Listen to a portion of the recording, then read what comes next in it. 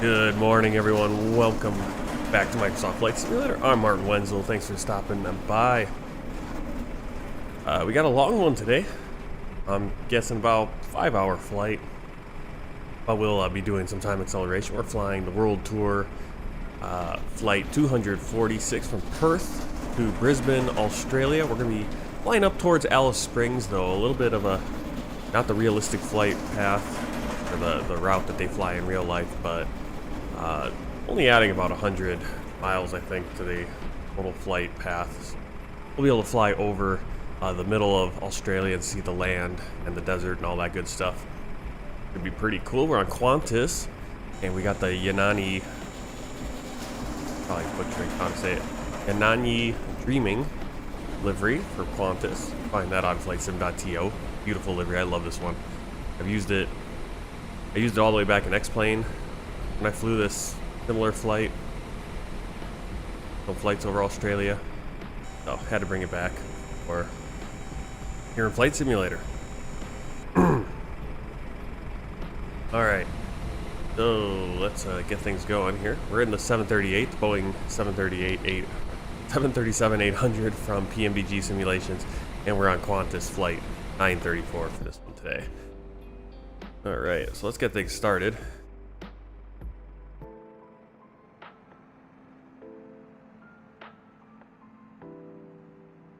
Alright, aircraft options. Again, just trying to go through some of these. Make sure.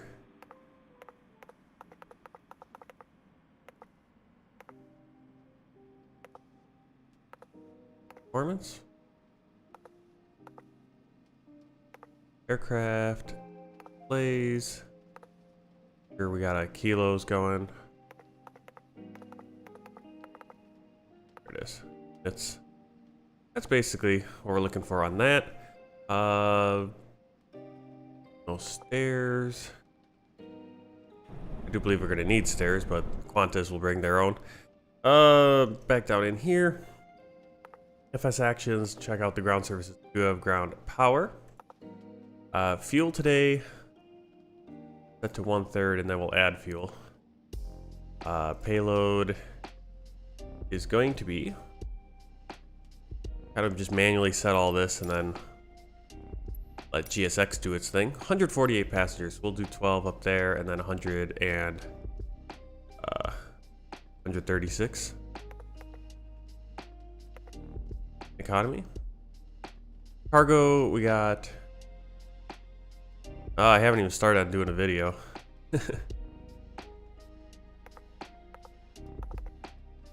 First day off in a while.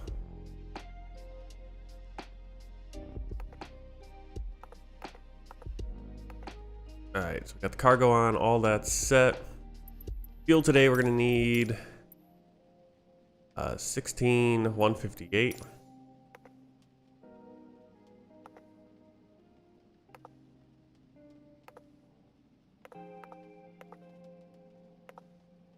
$100. 16,200 kilos.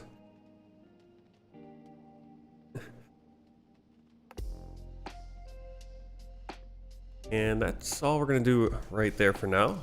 Start getting everything set up. So let's do battery on and guarded. Battery on and guarded, there it is. I like to turn my lighting, that way I know things are on once they're on. Electric hydraulic pumps are off. Right there, those two in the middle. And the gear lever is down in 3 green. Ground power on.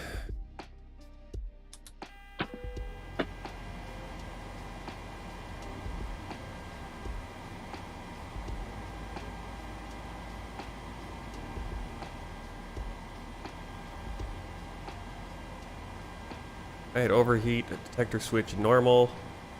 Test switch hold faulted and up. Over. And then hold to overheat.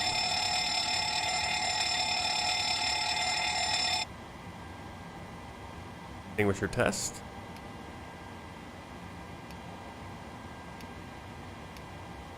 Got 3 greens. Alright, APU left aft pump on. There.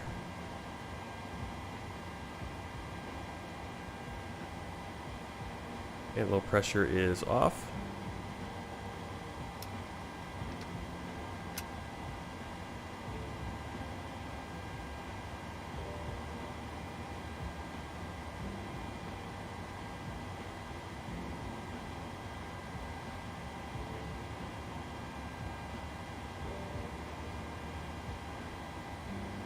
I'll have to look at that. Not sure if I have. Not exactly sure how to do that on Discord even. I'll have to look. Starting.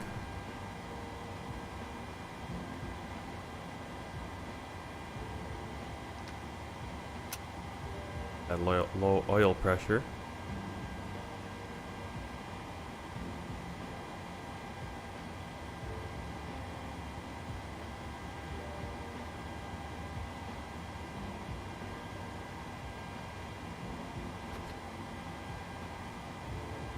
Alright, we'll keep going on. Flap lever is in the off position. Cargo fire system. Normal. Push test. Good there. Manual gear extension. All those doors are closed. Emergency equipment check. Circuit breakers checked. Cockpit voice recorder. Flight recorder. Those are all the way up here.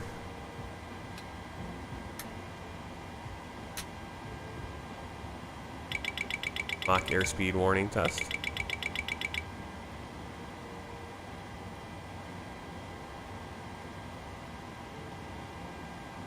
Yeah, I'm not sure why the stall's not working. Not hearing any going there. Very strange. That's not good. Not working.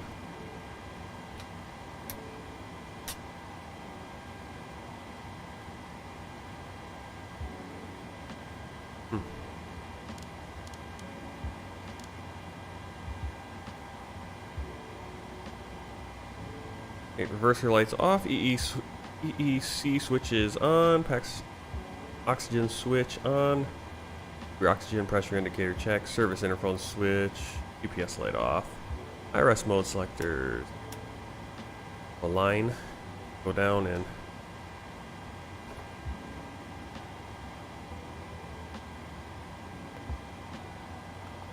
ground services and start fueling.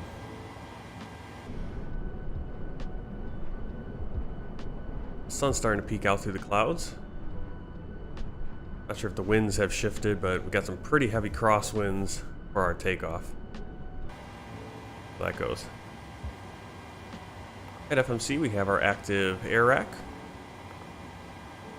Our position today, starting out, is Yankee Papa Papa Hotel, Perth. Gate 8.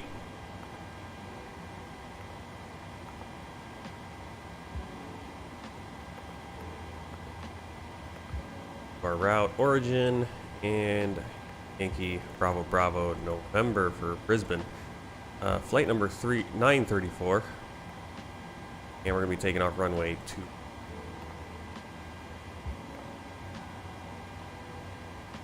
Back up top, we can set this to nav.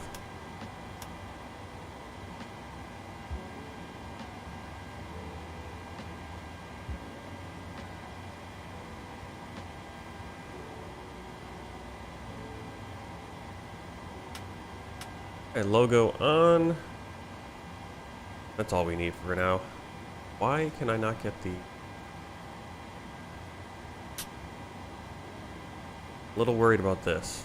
Extremely worried about this, actually. What's going on with our... Why are we not getting the APU to go?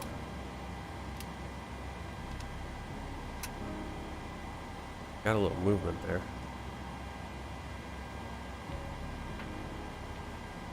Now we don't have the low oil pressure.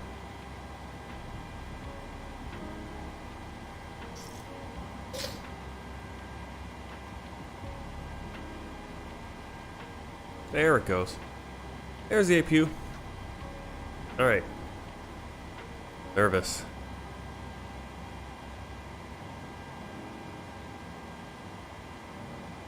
Perth clearance. Qantas 934. Parking 8. Request clearance to Brisbane with information. Sierra. Qantas 934. Cleared to Brisbane via Manitou. Departure. Runway 21. Initial climb 4,000. Then as filed. Squawk 6552.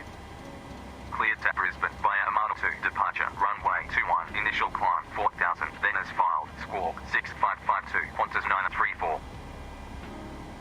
Qantas 934. Read back correct. When ready, contact Perth ground 121.7. When ready, contact Perth ground 121.7. Qantas 934. Alright. Got our clearance. We're putting our route in.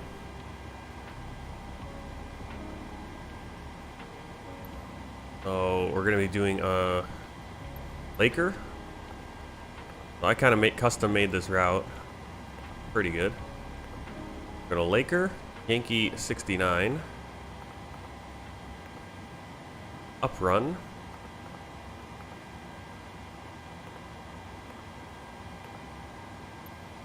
Whiskey 408 Airway. To Ayers Rock. Victor 656.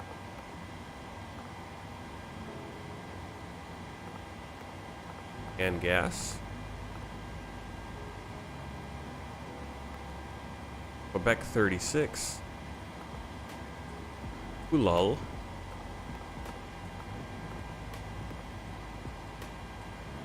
And Tango 11. Romeo Oscar Mike. Activate. Go to our departure runway 21 Amana 2.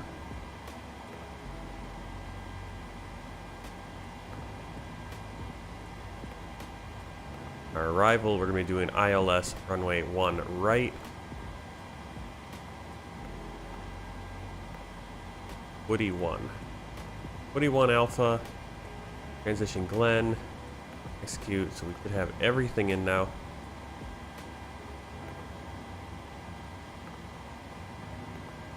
Laker. Cute. Right down. Woody. Chrome. Rom. There it is. It's all in. Perfect. All right, back in here. Performance page. Get to that really soon. We got 11.5 for fuel. Start getting the boarding process going. Boarding requested.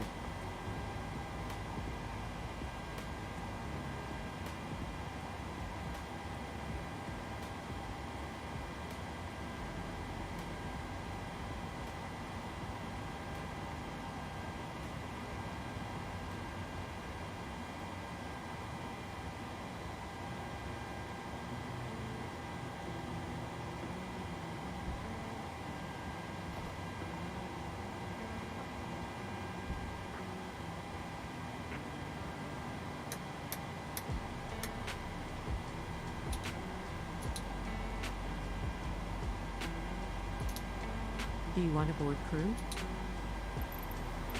Passengers bus is coming. Seatbelts will be a little bit later. Once we have the fuel all on board, you can see our doors opened.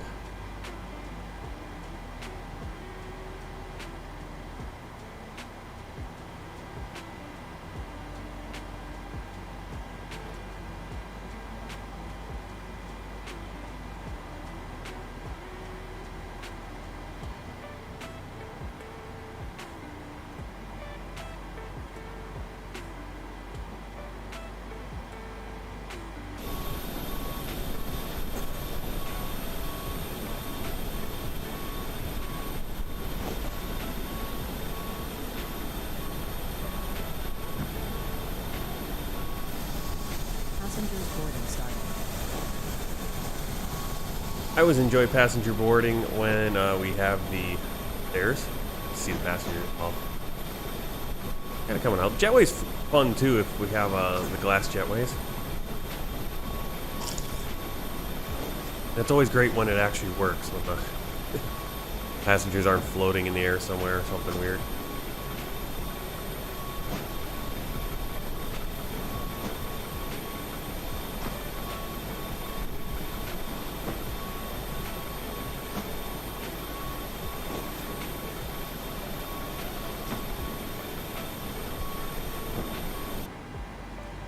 Get back in here and continue our setup.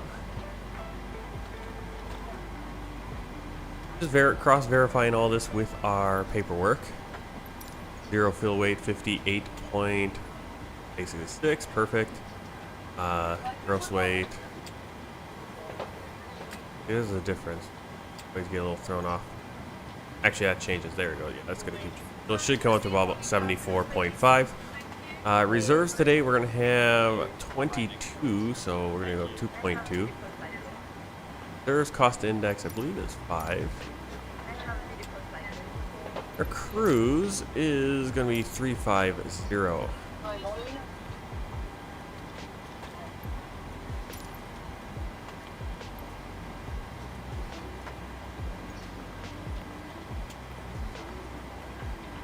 Passengers bus is coming.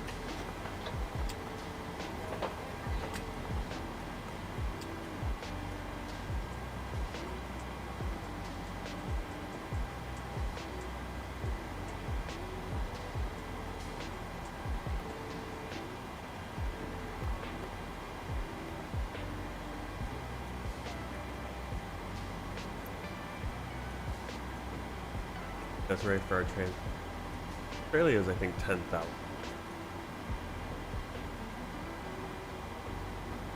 Is 10,000 for transition altitude.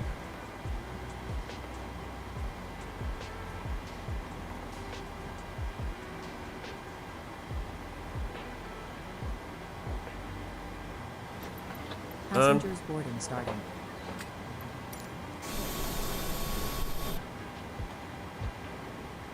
Okay, N1 limit.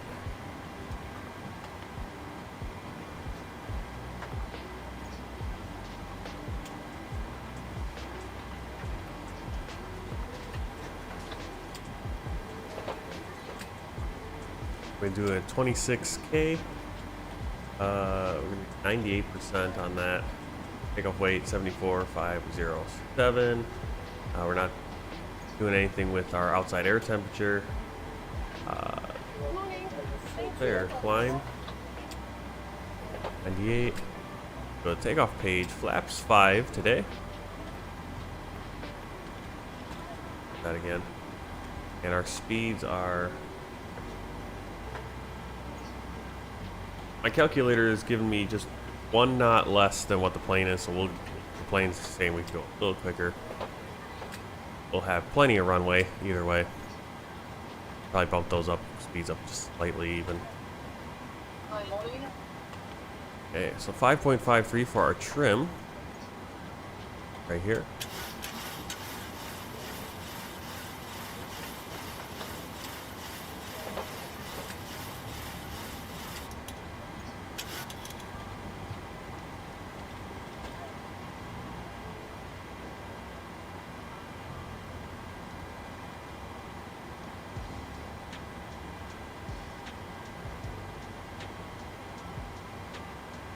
We're all set in the computer.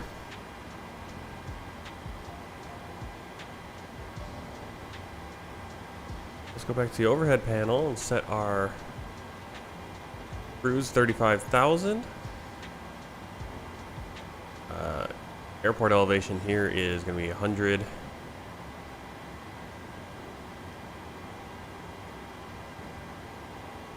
Pressurization mode auto.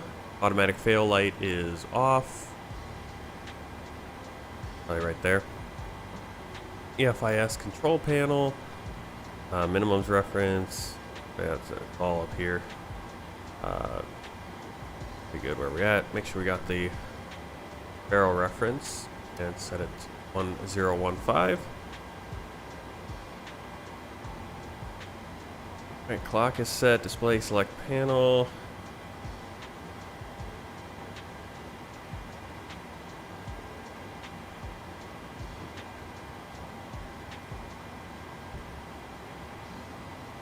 Make sure we're in the down to 10 for our speed brakes. Reverse thrust lever down. Forward thrust lever closed. Start levers in the cutoff position. Parking brake.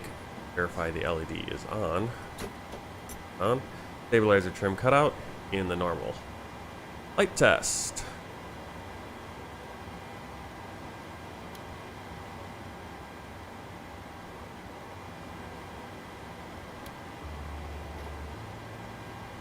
Right. And or again, ram door full open,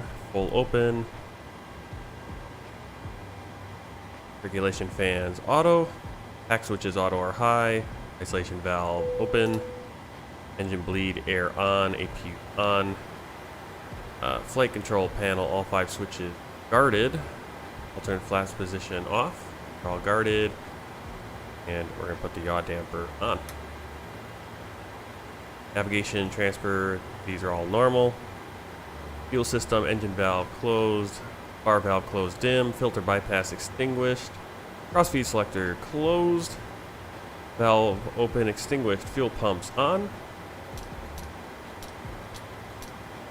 Seat belts to auto right now. Low pressure extinguished. Galley power on. IFES passenger power on. There. Electrical system, standby power switch, auto and guarded, everything here. Circuit breaker, light panels. Yes, equipment cooling. Emergency exit lights, not armed is extinguished. Passenger signs auto. Windshield wipers, selectors, park position. There. Window heat on. Probe heat off. Wing and engine anti-ice off. Hydraulics on. Low pressure should extinguish for the electric pumps. Pressurization indicators. Cabin differential is 0. Altitude is the fuel elevation. And rate of climb is 0. Interior lights. Logo lights on. Nav lights on. Don't have nav. Steady. Ignition select switch, left or right. We're gonna go right today. And we're in the off position for the startup.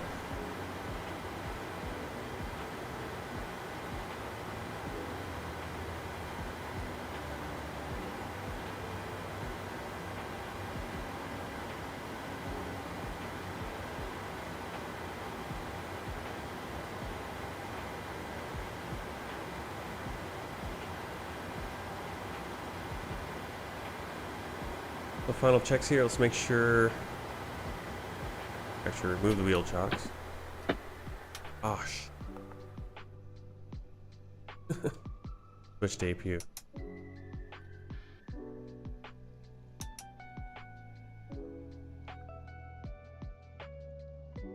Okay, don't do that. You gotta remember to turn your APU on before you do the wheel chocks, because the wheel chocks will make the parking, or make the power go away.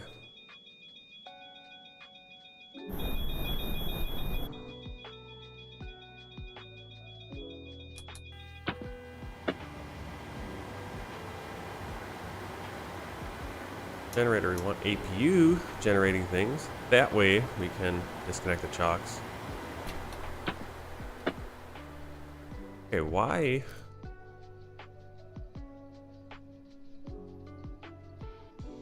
I have the APU, don't I?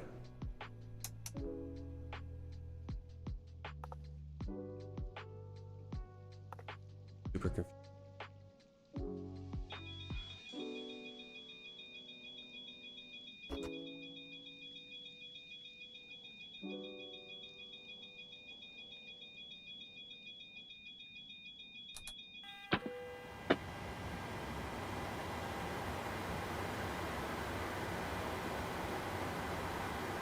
Is available. Ah, we got you guys on. Duh. That's where your checklist comes in. Alright, APU is on now. Forgot to turn the APU generators on. That's a big one. Alright, so back into right over here. Now we can remove the wheel chocks. Perfect. Next, looking for the fueling. Like the fueling has finished. Won't even let us do it if we don't have the chocks. Alright, the pre-flight checklist. Oxygen tested 100%. Navigation transfer and display switches normal auto. Window heat on. Pressurization mode selector auto. Flight instruments heading 196. Altitude or altimeter 4,000 or altitude 4,000. Parking brake set. Engine starts. Levers cut off. Pre-flight checklist complete. Right, door lights are all off. Low pressure, but that's for the engine. Let's begin our vision light on and packs off.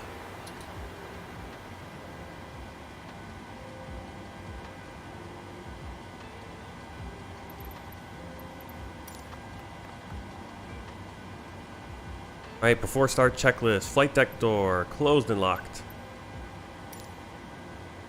Fuel 16,200 kilos. Pumps on. Passenger signs auto. Windows locked. Hello, Captain. We are ready for pushback. Alright, MCP B2 156. Heading 196, altitude 4,000. Takeoff speeds V1 147, V2 or V rotate 148, V2 156. PDU pre-flight completed. Rudder and aileron shim free and zero. Taxi and takeoff briefing completed. Anti-collision light on.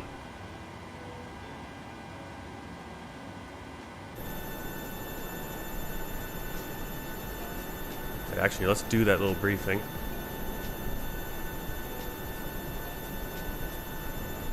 Perth ground, Qantas 934, parking 8, request pushback and startup. Qantas 934, pushback and startup approved. Pushback and startup approved, Qantas 934. Alright, do our briefing here. Locking gear.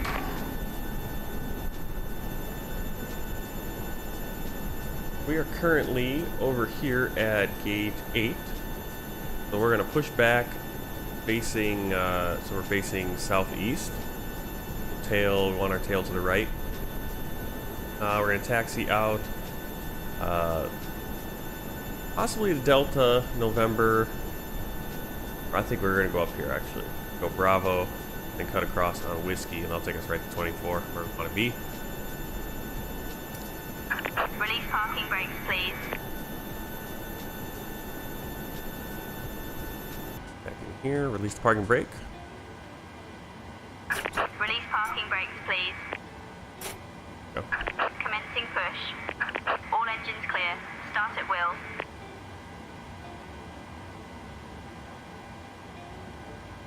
Right, starting engine 2.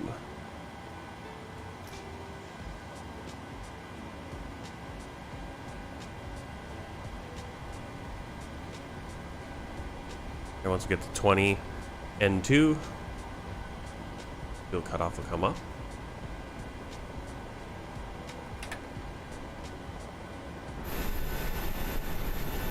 Right. They're supposedly pushing me to the right. Kind of a weird path to that. We can still have a little rain coming in. Parking 212. Request push back and start up. Rex 2133, push back and start up approved. Push back and start up approved. Rex 2133. Perth ground. Rex 2133. Request taxi. Rex 2133, taxi to holding point, runway 24, via Charlie, Tango, Sierra, Charlie, Whiskey, hold short of runway 2406. Taxi to holding point. Runway 24. Via Charlie, Tango, Sierra, Charlie, Whiskey, hold short of runway 2406. Rex 2133. Starting engine 1.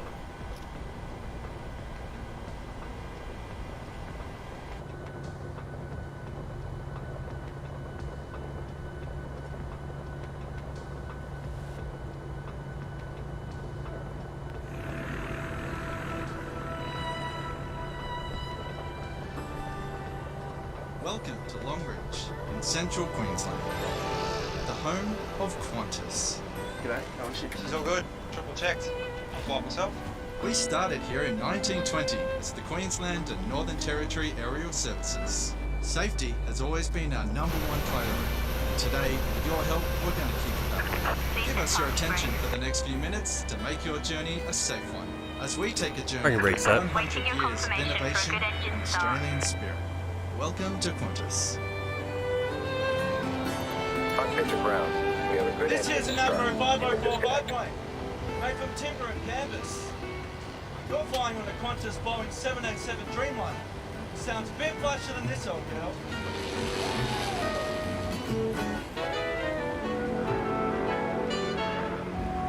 Perth ground Qantas 934 with Kilo request taxi for takeoff west departure. Qantas are world leaders in aviation innovation with fully enclosed cabins and And then your start switches seatbelts. to continuous. Seatbelt by inserting the clasp into the bucket Unlocking gear. and tighten by pulling the strap. Gen 1, You can Gen undo 2, your seatbelt by pressing the button. Gen 1 on the Keep it selector down up low here, tight and we during can takeoff, turn landing, and whenever the seatbelt sign is you. on. That includes infants and children. While seated at other times, we recommend that you keep your seatbelt fastened. Tow truck disconnected. Bypass pin Hey, removed. flaps for takeoff. Left is clear. Right is clear. Welcome to the Qantas Flying Boat Base in Brisbane, Australia's first international airport, right here on Sydney Harbour. Our life jackets look like this. Yours are a little more modern. You'll find one under your seat, next to it, or in the leg rest. Remove your life jacket from the pouch. So we got a by green pulling light the for tab. flaps. Put it over your head, pass the strap around your waist, flip at the front, then tighten. There's a red tag Light and controls, mouthpiece for free, inflation, full and a whistle movement. and light. And remember, only inflate your life jacket after you leave the aircraft.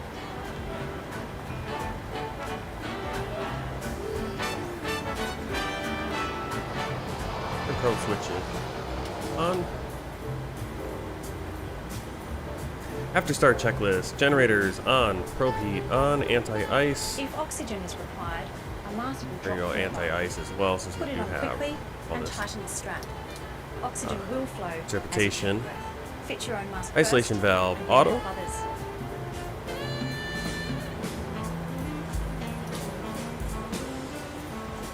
Engine start switch is continuous. Recall checked. Auto brake RTO. Flight controls checked. Ground equipment clear. Taxi clearance. Perth ground, Qantas 934, request taxi. Qantas 934, taxi to holding point, runway 21 via Bravo.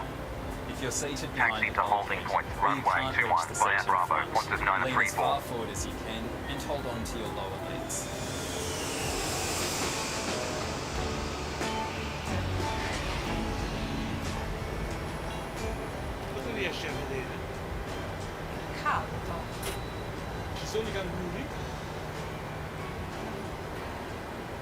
Welcome to Australia. Welcome to the 1960s, also known as the Jet Age, when Qantas brought the world closer together. Take a moment to locate your exit as the cabin crew point them out. It might be behind you. To remember your nearest exit, count the number of rows between you and that exit.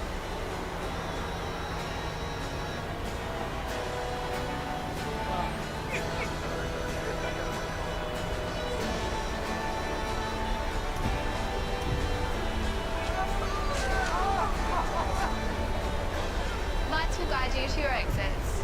Your crew members are pointing them out now. Welcome to the 1970s in our 747 Upper Deck Lounge, when Qantas first introduced yet another innovation to air travel, business class. Keeping you safe has always been important to us.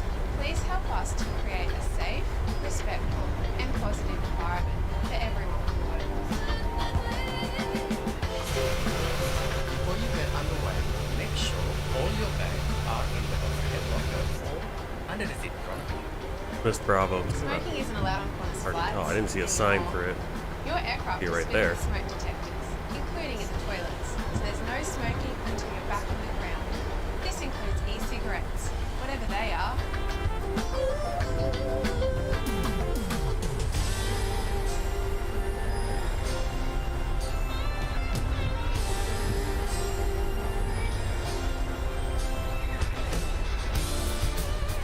We've always been committed to innovation, and it was a Qantas employee, Jack Grant, who invented the very first inflatable escape slide raft.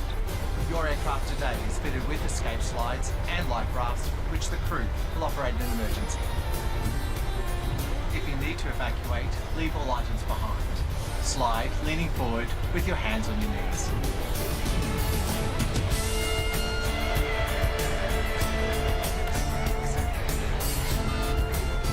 If you have an electronic device, it's time to switch it to flight mode. Oh, we're actually taking off runway 21. I don't know why I thought But we if were you lose yours, please avoid moving your seat changed it or in my trying to retrieve it, as phones and tablets may be damaged or destroyed Here's our holding by point. hitting the seat mechanism. Just ask a crew member for help. The 90s saw another first for Qantas when we wrapped one of our Boeing 747s in the flying art of Winola dreaming. Perth Tower, Qantas 934, runway 21, ready for departure. Qantas 934, line up, runway 21. You can read more about what we're doing today in your Qantas magazine, located in your seat pocket. It also includes a health and safety section. Alright, so we with got important flaps, information 5, on deep vein thrombosis or that DVT. stabilizer trim It's time to set, ensure that your seat auto back is throttle upright armed, and your engine tray start table is selectors stowed. If you've continuous, missed anything, landing lights it's on your safety card, on, also in your seat pocket. strobe lights on, strobe and steady, transponder are up, weather radar on. Your crew are here to help, so please follow their instructions at all times. Entering runway, We'll be coming by later with a UNICEF Clear Children's left. for Good bag, a Clear Qantas right. program that has already raised over $35 million to help children in need all over the world. If you have any spare change in any currency, please share it to help deliver life-saving healthcare, clean water and education. Qantas 934, wind 260 degrees at 241 knots, runway 21, cleared for takeoff. Runway 21, cleared for takeoff, Qantas 934.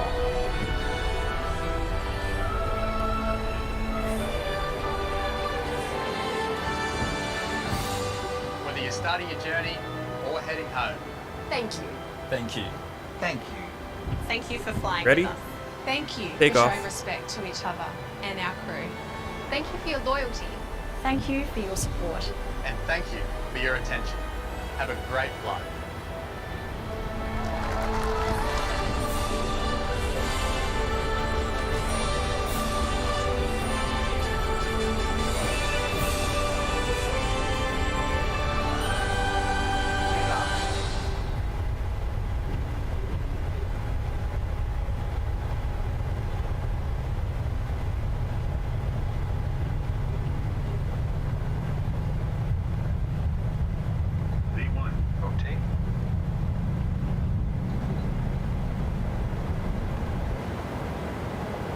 Positive rate of climb. Quite a bit of crosswind. Gear up.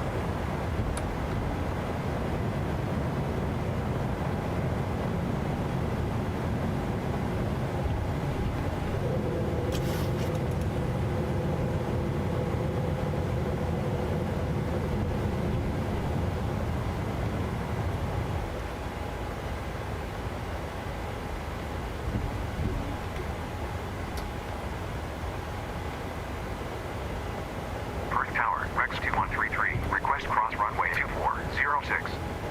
Rex 2133, cross runway 2406. When vacated, contact grounds 121.7. Qantas 934. Autopilot set. Perth, departure 118.7. Contact Perth departure 118.7. Qantas 934. Cross runway 24. Perth departure Qantas 934. Amount to departure at 2,900. Climbing 4,000. Qantas 934. Radar contact. Continue climb. Flight level 130. Continue climb. Flight level 130. Qantas 934.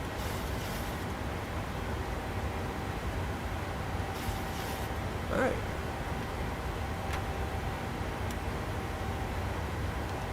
Landing gear in the off position. And we just cleared the clouds.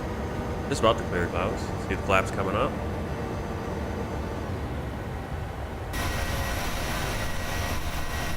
Oh yeah, Perth is pretty socked in.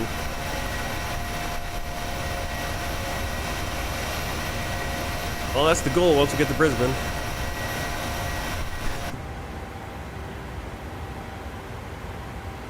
Kinda had to fight. Why are we all the way up to... Oh, okay. For some reason I thought it was 270. I can't read 4s and 7s for some reason, suddenly. But yeah, it was a little bit, we had to kind of fight against the crosswind there. On the takeoff. About 16 knot crosswind, I think.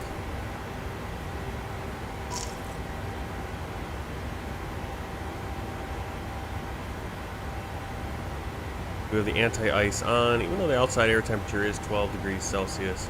Just to be safe, since we are going through all these clouds, we are getting all this wing anti-ice.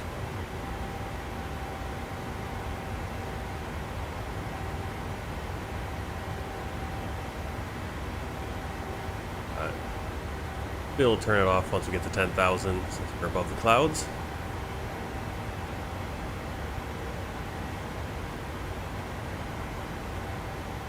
And we're going to be headed out towards Alice Springs. Oh yeah, clouds are always beautiful. Unfortunately, we don't get to see Perth during the day.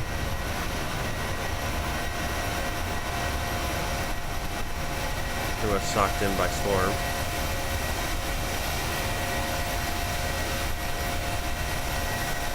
Kind of see it down there, just peeking through.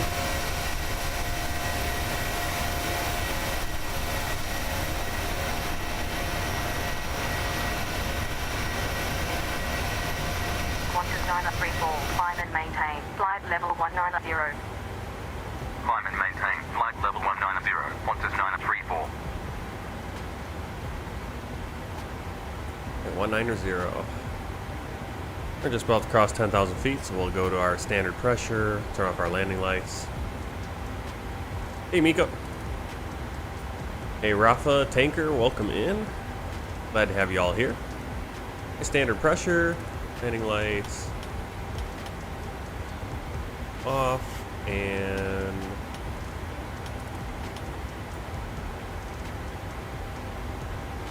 making our turn on our departure of Amana 2. Turning 48 degrees, headed out to Amana.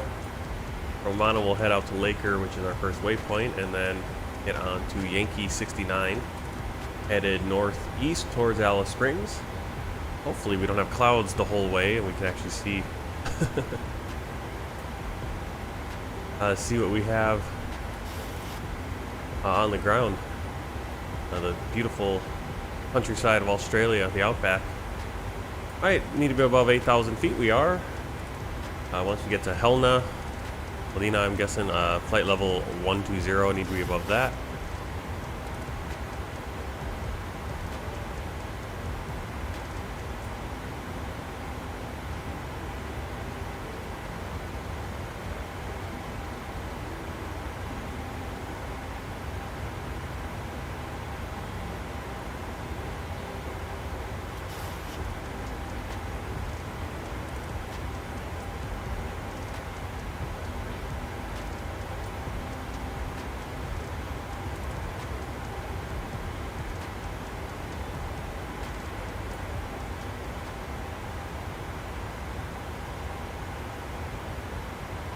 Qantas 934, climb and maintain. Flight level 280, contact Melbourne, Centre 119.8. Climb and maintain. Flight level 280. Contact Melbourne, Centre 119.8. Qantas 934. Melbourne. Melbourne, Centre, Qantas 934. Amana 2, departure at flight level 130. Climbing, flight level 280. Qantas 934, radar contact. Continue climb. Flight level 280. Continue climb. Flight level 280. Qantas 934. Qantas 889er, radar contact. Maintain. Flight level 330. Maintain. Flight level 330. Qantas 889er.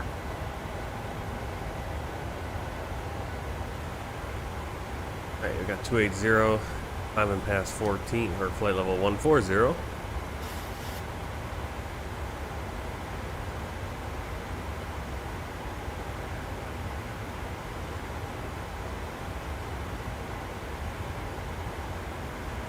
After takeoff checklist, engine bleeds on, packs, auto, landing gear up and off, flaps up, no lights. After takeoff checklist complete.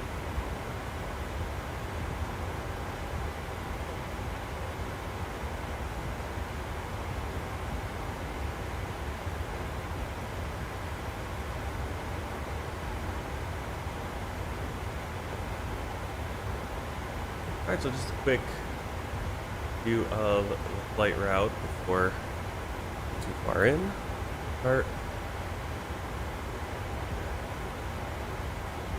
So usually the route, most of the actual scheduled routes to Brisbane are going to be kind of down here, kind of or this kind of path. Possibly. Not sure if we would take these certain airways, but you can kind of see where the airways are. Likely kind of come out here.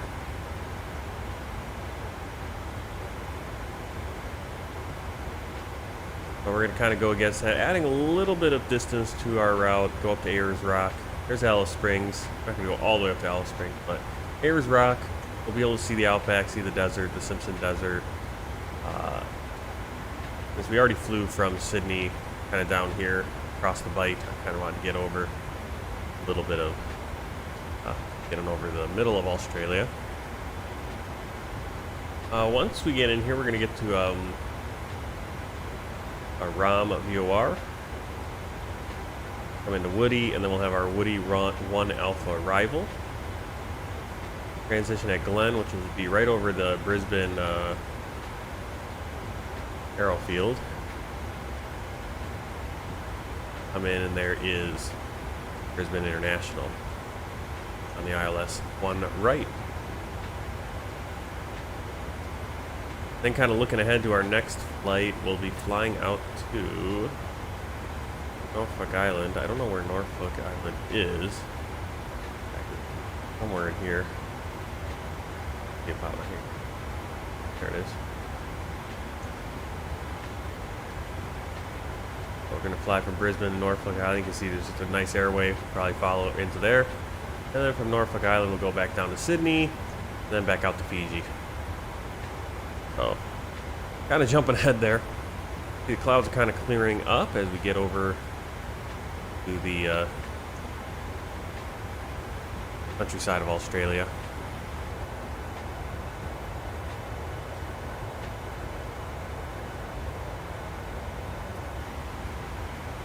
And for sure I'll be throwing on the time acceleration Qantas 9034, climb and once we get to our maintain cruise. flight level 350.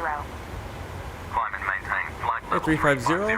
Qantas 9034. Hop up here and turn off the seatbelt lights. Let the passengers get up. We're at a pretty stable climb here.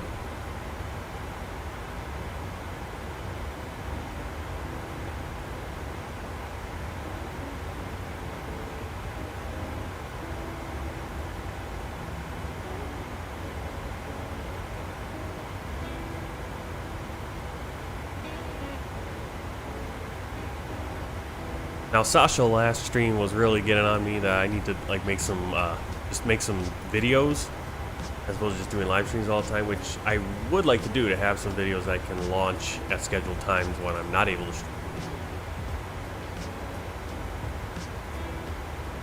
Issue is just kind of coming up with video ideas and then being able to sit down and actually get the footage or whatever, actually make the video. And that's the time crunch. That's why I usually just stream, because I have enough time to do a flight, and seems to be about it these days. A few ideas.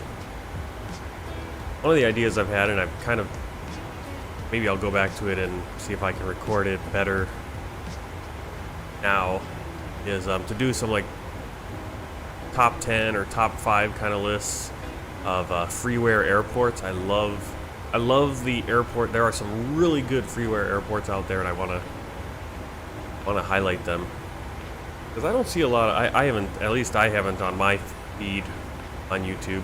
Hey Vicky, I haven't seen any great videos about some of these incredible international, I mean, and they're international airports, big airports too, that are really modded and have some great buildings, custom buildings, and all for free.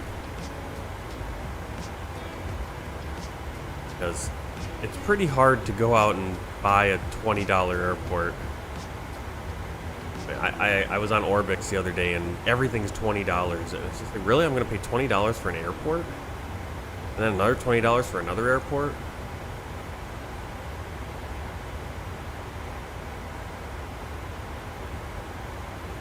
You spend thousands of dollars just on airports. And if you're flying all over the place, you're going to want those airports, really.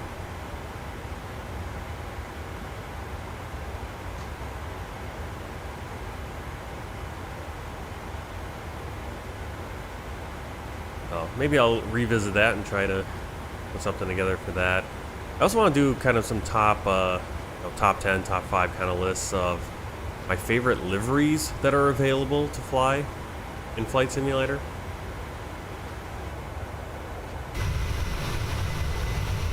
I don't know where this falls on the list of favorite liveries, but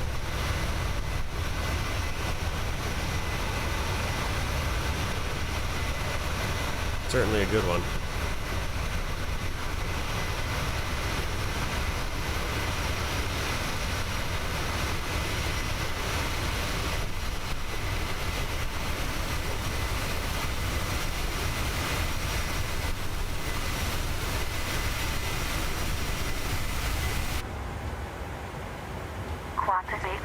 See the new moon just starting to get a little crescent right ahead of us. Runway 21. Report when ready for That's not for us. That's Qantas 857. We're 934. Looks like they're coming into Perth behind us. Qantas 857. Qantas 857. Ready for descent. Qantas 857. Maintain flight level 380. Maintain flight level 380. Qantas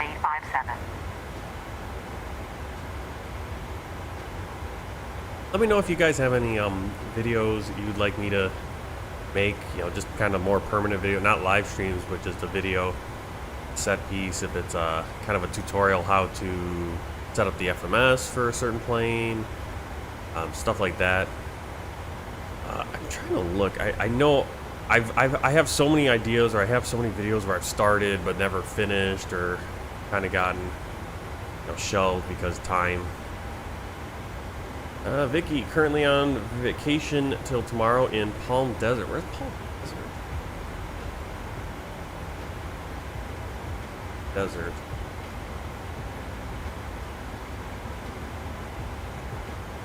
We're not jump seating, we're gonna... There we go. Palm Desert, California, that's right. Oh, okay, right there by Palm. That's where I figured it was. Heard of it, though.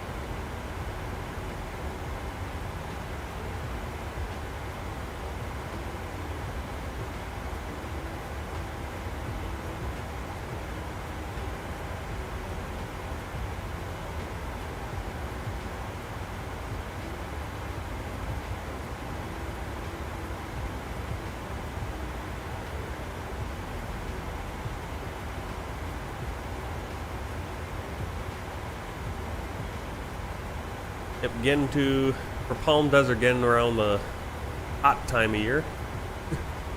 I mean, the average high, let's see, the daily, let's see, I'm just looking at the climate data, which is always pretty interesting. Let's see. This is at Indio Fire Station, elevation 10 feet. The record high was 125 degrees Fahrenheit, 52 degrees Celsius, month of July. Average high is going to be July, again 41 degrees Celsius, 105.8 Fahrenheit. So July is when it gets hot. Daily mean temperature 94.1 in July, slightly cooler in June. July is your high point, and then August kind of cooling off from that. It kind of jumps in July. Average low for July, 82.5 degrees Fahrenheit, and the record low is 59 degrees. So it gets a little hot. Let's see, the Boyd Deep Canyon Center, which is at 980 feet elevation. Average high is 104. So even though about almost 1,000-foot difference between those places, the average high is still nearly the same. Daily mean 91 degrees July. Crazy.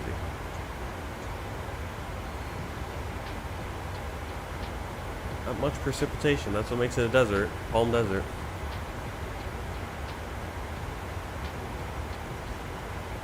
Yeah, we're starting to pick up our temperature. It's finally starting to feel a little bit like summer here in Milwaukee. We had, last week, a couple weeks ago, it was in the 50s, 40s even. Rain. Felt like we got summer for a week, and then we went back into rain. Whoa.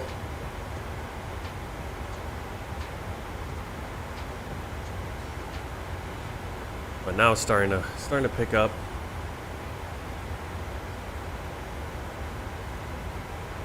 Temperature's starting to rise. It was hot yesterday at work.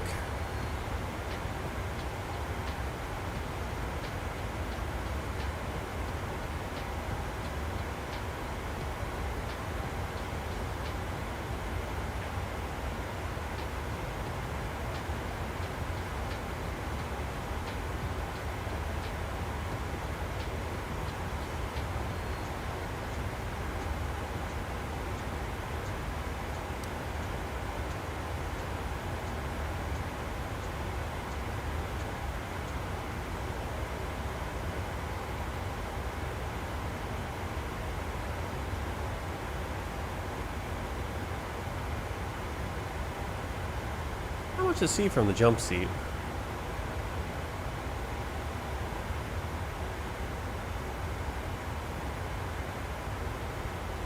I'm expecting it to get a little bit more red than this. I do remember it being Maybe it was just a little exaggerated next plane. That was downloaded. Satellite imagery.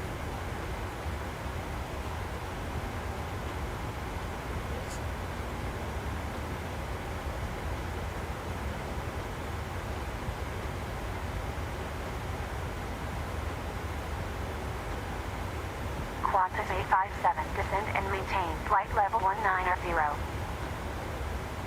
Descend and maintain flight level 190, Qantas 857.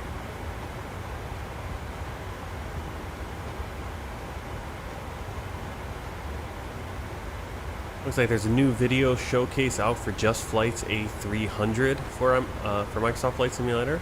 Well, that's an older Airbus. Looks like it's coming down the pipeline. And just this morning, this morning I did the update for I got the city update for Belgium, the world. What world update was that? I think World Update 4 for France and all that. There's a city update, so a little update there. I think it's about an 8 gig update between the two of them. And there's also an update for the ATR, the Expert Series ATR 42600 and 72600. So if you purchase that for probably $12 or something like that, there is an update. Let's see what we got here. Released just 2 months ago, the Expert Series ATR 42600 and 72600 for Microsoft Flight Simulator has received yet another update. This time, the public release version has been brought up to version 1.0.20, featuring an extensive list of changes, updates, and bug fixes. As with all previous updates to the ATR, the new version can be updated via the Microsoft Flight Simulator Content Manager. The changelog for this update is included below. Of note is that the list of fixes and improvements is rather substantial, with a number of updates based directly on community feedback. This includes autopilot improvements, a SimBrief flight plan importer, that's cool, and new ATR Highline liveries, among other fixes. The ATR 42-600 and the 72-600 is available via MSFS in-game marketplace for $19.99 with a discount offered for owners of the deluxe or premium deluxe editions of the simulator. Alright, so yeah, changelog. Looks like there's about 25 things. Okay, so they got added the Highline liveries. I'm not sure what the Highline liveries is. Added support for importing flight plans from SimBrief. The EFB can be used for loading the aircraft. That's cool. Yeah, because that's actually nice. The EFB, we can actually load the aircraft that way as opposed to using the Microsoft Flight Simulator fuel and weights and all that stuff. Well, that's going to be nice. We are coming up on that couple. We're going to be doing about, 5 flights in a row in the ATRs, so that'll be nice. Let's see. Added code for diffuse light in cargo hold. Cool. Fixed converting passenger number into pounds. Slowed down IAS mode pitch change. Fixed switching lateral AFCS mode canceling vertical AFCS mode. A lot of things, systems things that they have kind of tweaked and fixed, which is really nice. That's cool. Cool to see a plane that also not very expensive. Those two planes, and already getting updates and stuff worked on. Always good to see.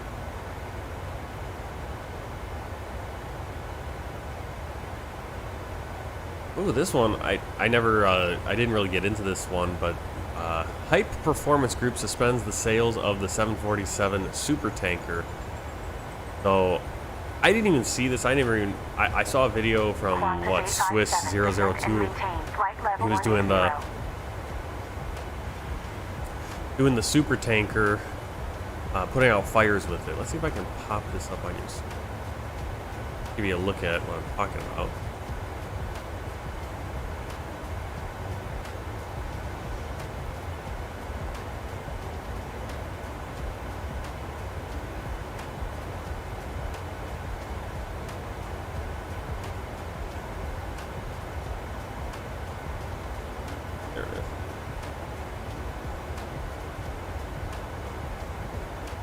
Yeah, so Height Performance Group suspends sales of the 747 Super Tanker. There it is.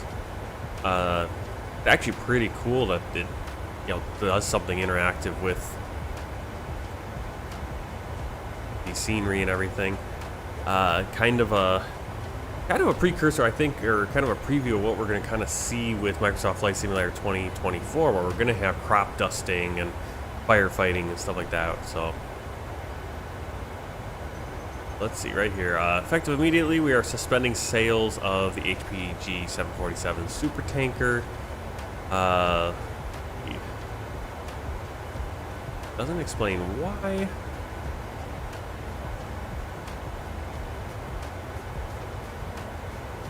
The team did not give a reason. As you can see, there is no reason, but if you would like to request a refund, please contact us directly, and our team will assist you promptly.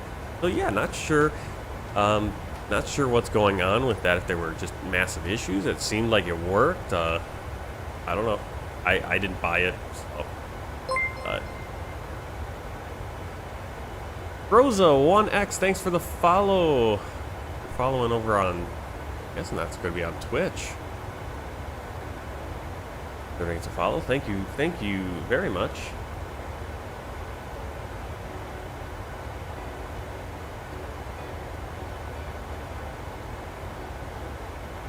Yeah, if you haven't already and you're watching over on Twitch, give it a follow. It's free. Thank you very much.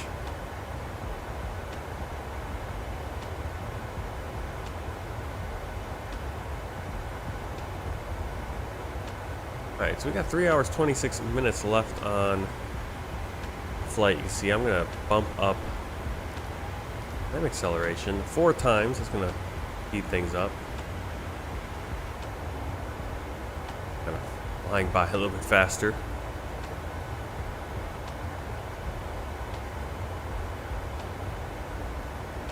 Vicky, this Saturday I'll be going to Knott's with a friend. Dropping these places. I'm assuming that's in California. Knott's Berry Farm.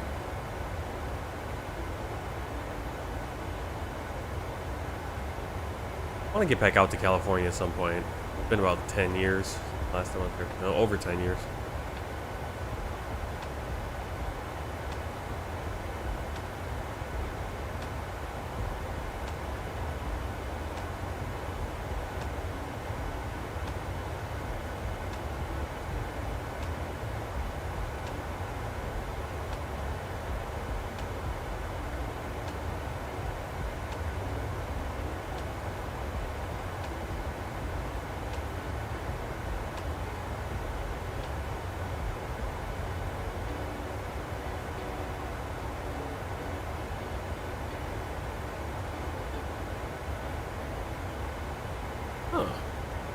Yeah, I don't read a ton of Microsoft Flight Simulator news, but I'm right now on FS Elite, kind of just checking things out, and I didn't know this a few days ago. Of course, I haven't done any Navigraphs, done any flights since this came out, so this will be my first time. But Navigraph Charts has added weather overlays to the app. That's kind of cool.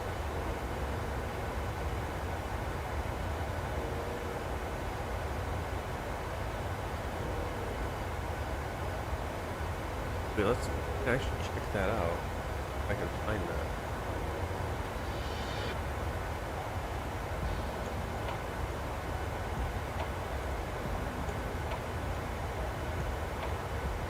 They're zipping along here. It's Lake Barley. Starting to see that terrain get a little more Mars-like. Still in Western Australia.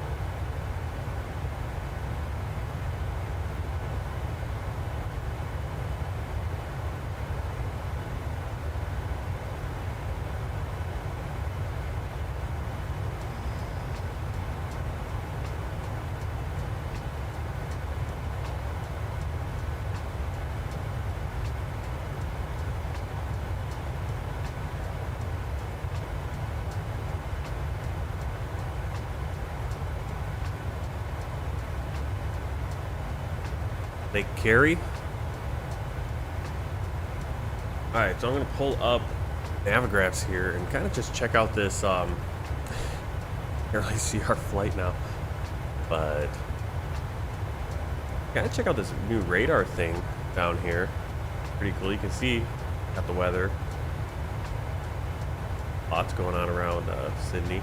And you can actually pull back time-wise and have it go, actually have it run.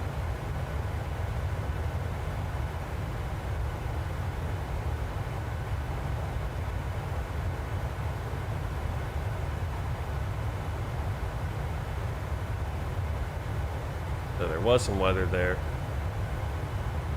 So this is now. And we got a little bit moving towards Brisbane. Clear throughout the middle. There's also other options we can use. We got air signets. Cool. Radar. Not sure how this goes. Oh, right there. Okay. Oh, okay. It's very hard to see up here. When you zoom in, it just gets, you can see how it's got the temperature there. Or you can set it to the category if it's VFR, viewpoint. I don't know if I can make that big. There's probably a way I can make all that bigger. Turbulence. That's pretty cool. And here.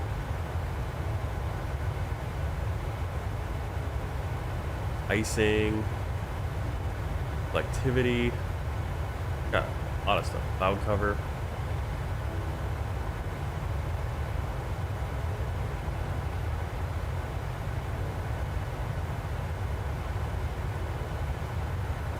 Temperatures.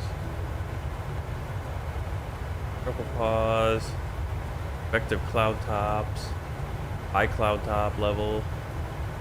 Visibility. What we got here? Pressure, jet streams, a lot of stuff, a lot of information for your flight planning or for your, you get the wind barbs. Really cool. Keep it on the radar. Oh, barbs on.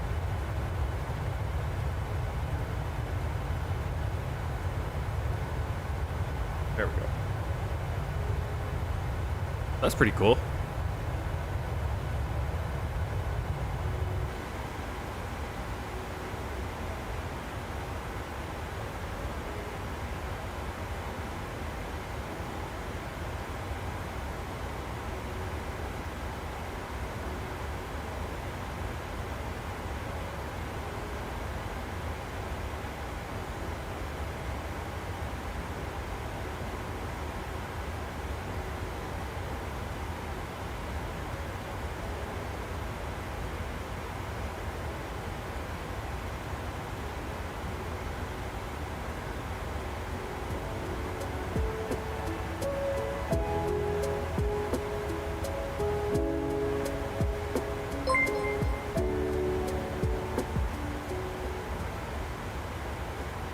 Icebird!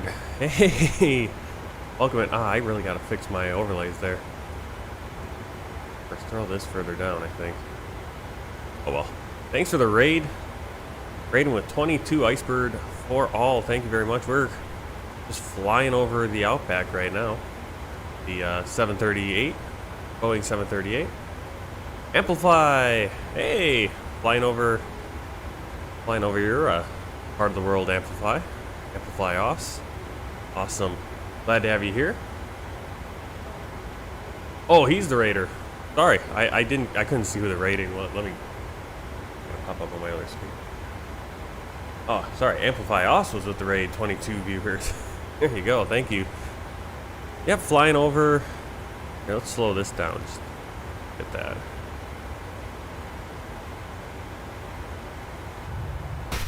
Get an outside shot of our Qantas.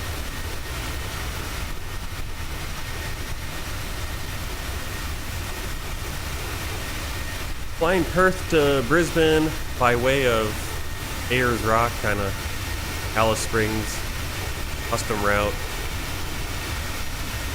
instead of flying over the Bight.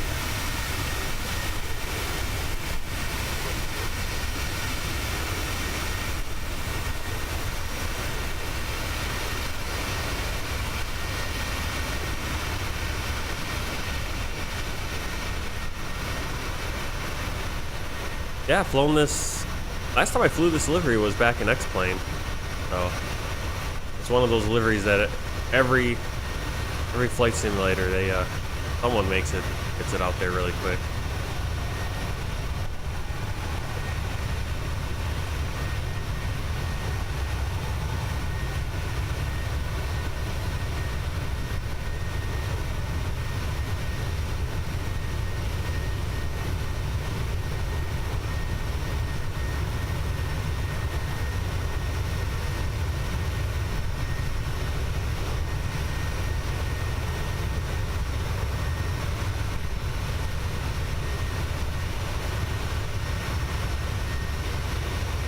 Yep, we're heading up to Brisbane, and then probably not today, but my next time off, I'm not sure when it's going to be. I think, what do I have off next? I think Wednesday next week. We'll be flying out to Norfolk Island. And then back to Sydney, and set us up to go out to, I think, out to Fiji or Vanuatu on the world tour here.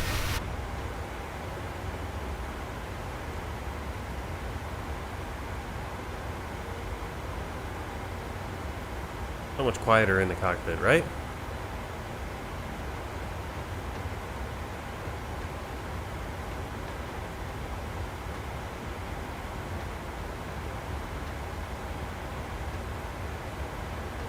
Of course, I've been using the time acceleration quite a bit lately.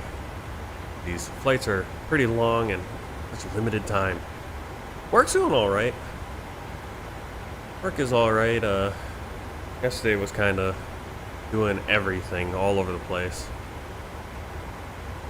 Getting to that point where things are starting to pick up for the summer. So, long 12-hour days. But the weather's nice in the sense that it's not raining all the time. Last week it was raining. Last couple weeks it was kind of rainy and cold. Felt like we had a week of summer or a couple days of summer, and then we went back and we went into fall, went into autumn. But I think we're finally getting into summer now. Obviously down in Australia, they're headed, actually first day of winter was yesterday.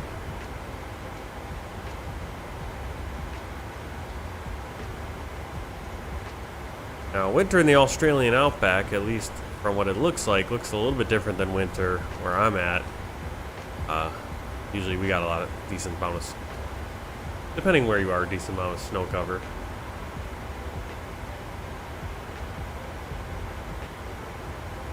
I think it was kind of interesting when we flew from Perth we had temperatures around 10 degrees. We got up to Christmas Island or Coco's Island and it was like 25, 26. I'm thinking, that's kind of weird. It's winter. But kind of forgetting that it's like, well, yeah, Perth is in the south where it's going to be colder right now. And Christmas Island, Coco's Island, getting close to Indonesia, which is right more around the equator. Of course it's going to be warmer. But kind of having to flip the brain, like where we are in the world, time of year.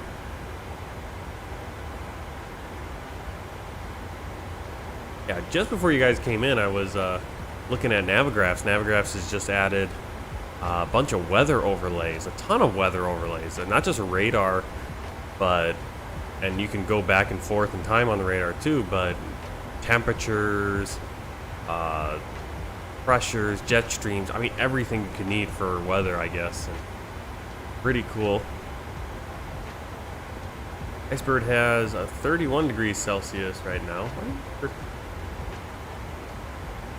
Nice. Why that's happening.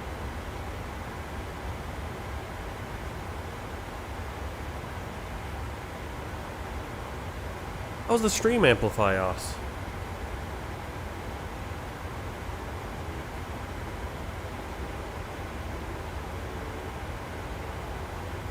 Seen you on Twitch. I'm trying to think. Your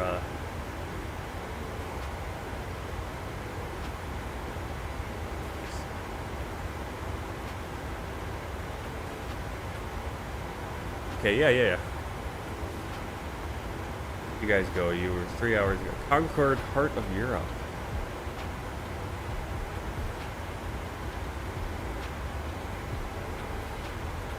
You weren't flying the Concorde there, were you? It looks like you're flying the CRJ. Or that's the ATR.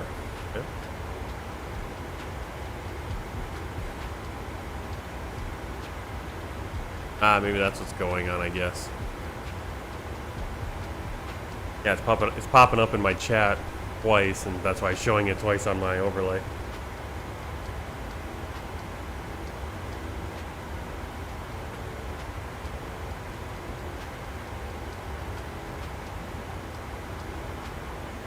Oh no, that is the Concorde. All right.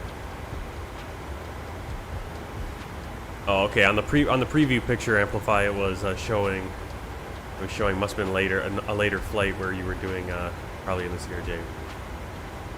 There you are. Concorde. Pretty cool.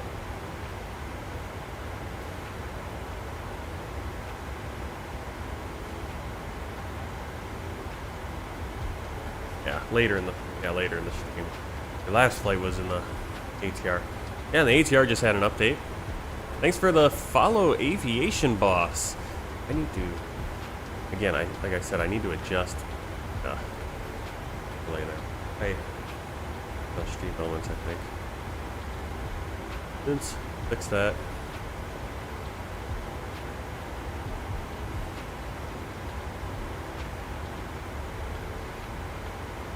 And my overlays are all kind of messed up because I moved, because they were set up originally for having my camera and everything on the right side of the screen, and now I have everything kind of on the left screen, so it looks like I'm more looking at the game. I don't have my camera on right now because I didn't get all my lighting and everything set up nice. So.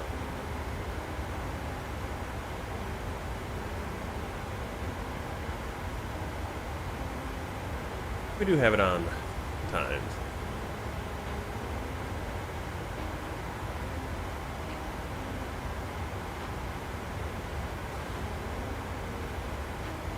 How do I do a shout out?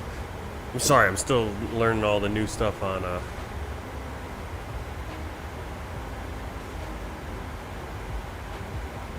all my why are my sounds not working right too? Or I'm not hearing them, or they're not coming over on the stream anymore. There's some things I need to fix with my stream. They're kind of fallen out of working. Some of the sounds and stuff, so if you don't hear the sounds that you hold, that's alright. Dang.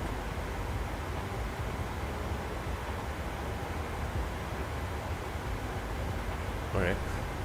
Aviation Boss, let me see. How can I do it?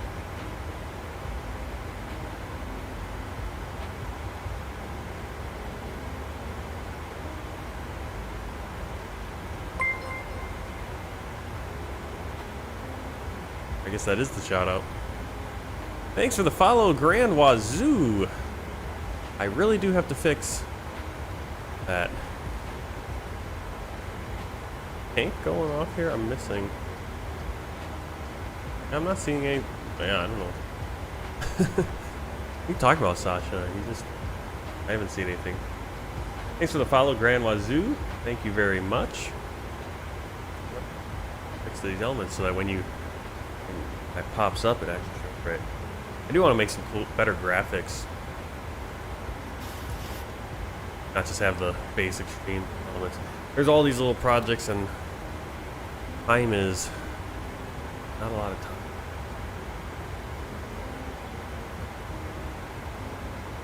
So we're coming up on Ulara, where that's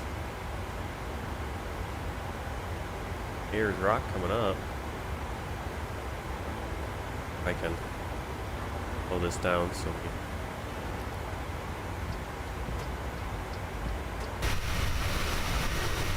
Is that it right there? Is that Ayers Rock? No. Not it.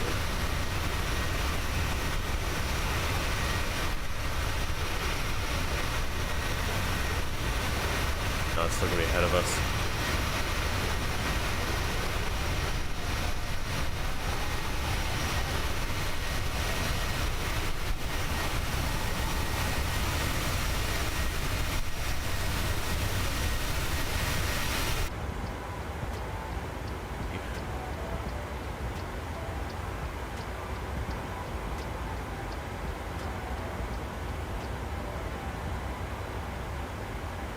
That it? We're gonna slow it down so we can keep an eye out if we can find Ayers Rock.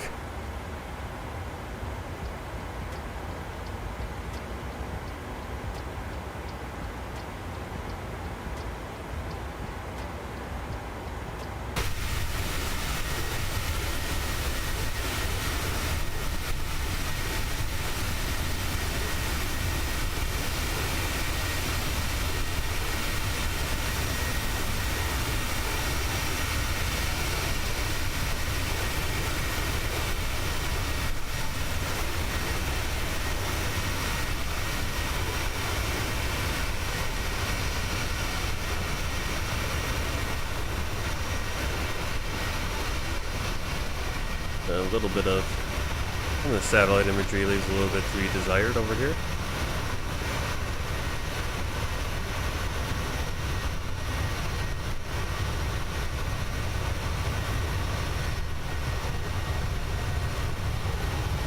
I think that's it right there. I think that's Ayers Rock. Right over there.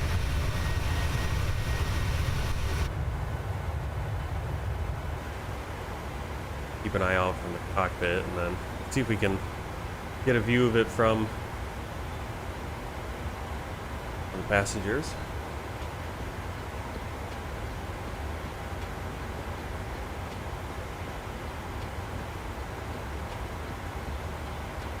I have to make you a moderator.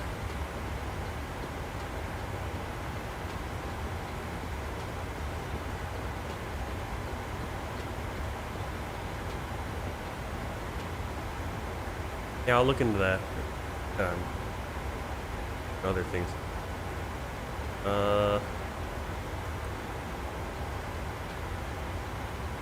Overlay.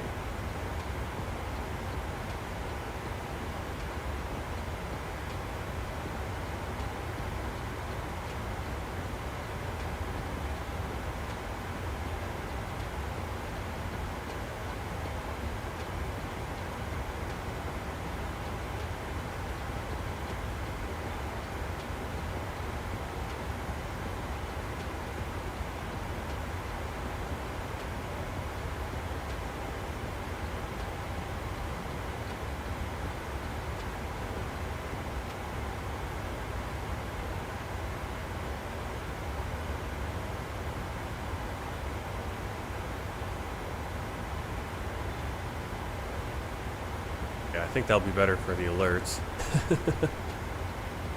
And when you guys do something, it'll show up more where you can see it and not blocked up on my map. Here.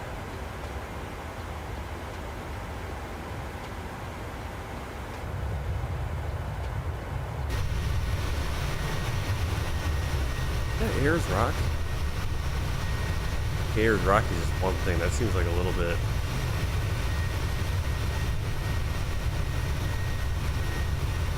Maybe I'm just completely off for what I'm looking at.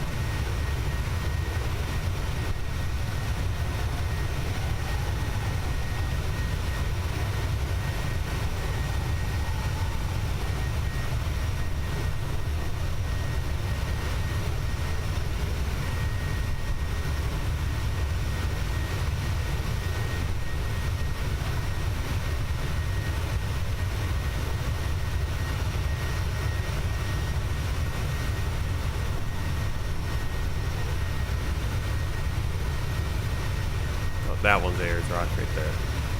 Alright, so this is Qantas.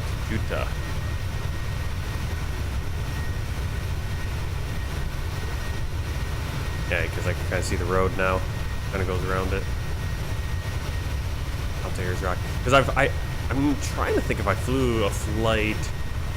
Like think I might have actually flown a flight out here, like just a VFR flight here in Flight Simulator. Checking out Ayers Rock. There's Ayers Rock over there. Then I flew over to this clump and then back to the airport just outside.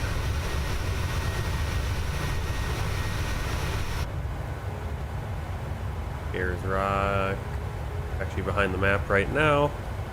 They'll be coming up.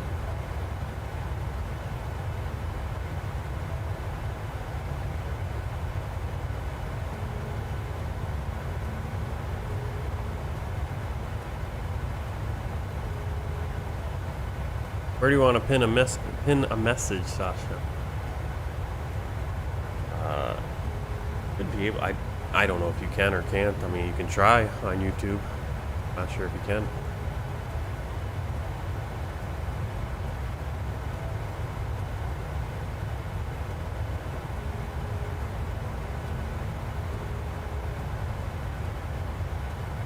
On Discord, anyone can pin a message. I feel like anyone can pin a message on Discord. Maybe not. I just remember I was on a Discord page where I could, so maybe I was given permission.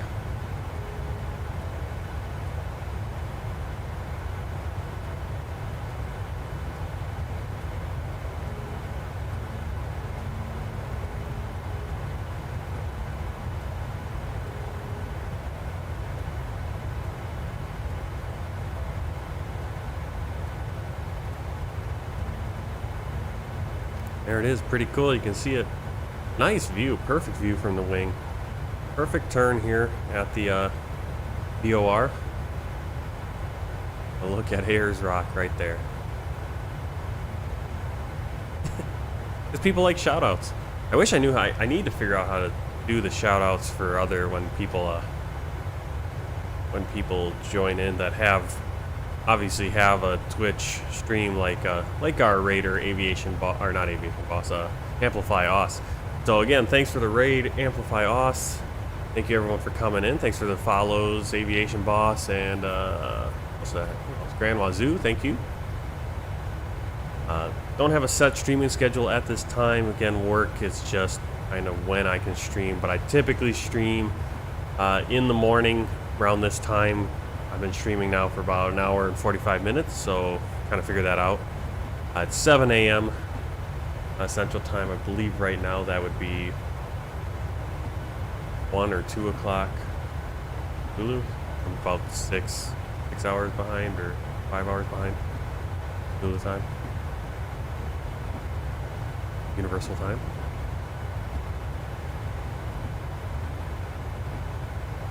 I'm not seeing anyone asking for shoutouts. No, I'm not seeing a ton of chat where people are fine to me.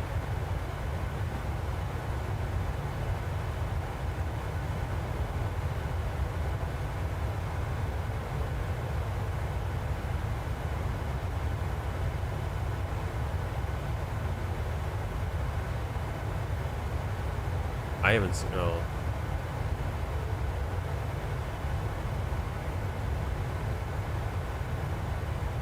I only saw one message from Tanker. I haven't seen anything, so. I don't know if you're blocking my messages before I get to see them. I'm not seeing anything.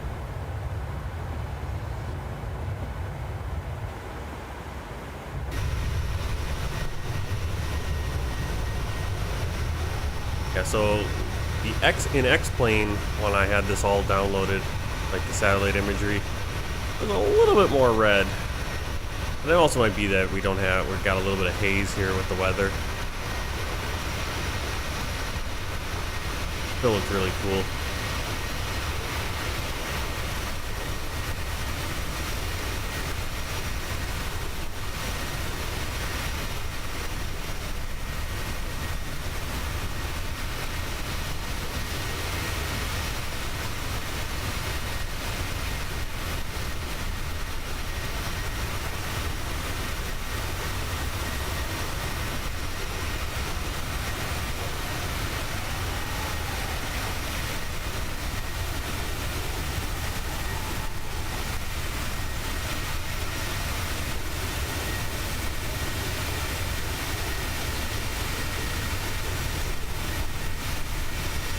we made that turn and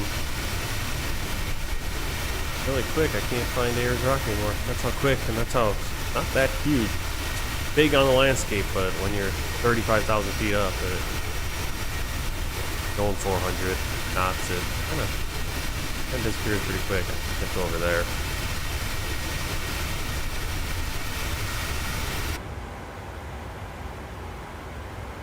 All right, back into the quiet cockpit.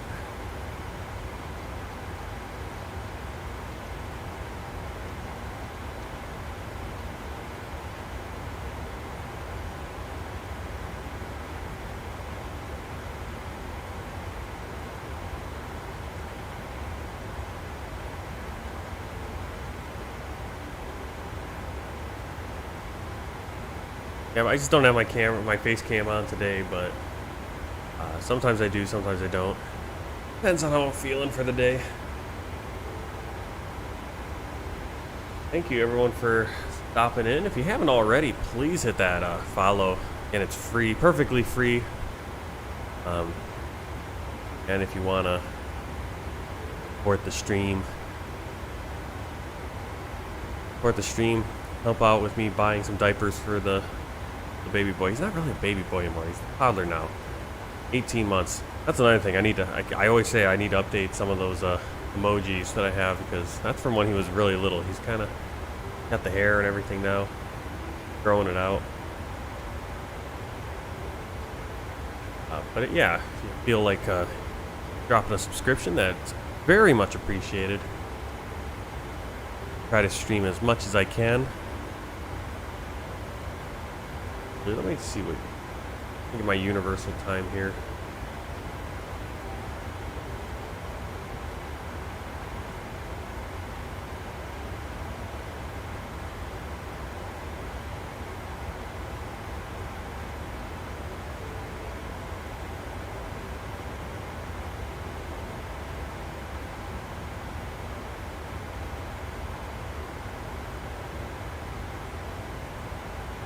Right, so I try to get streaming when I can on my days off.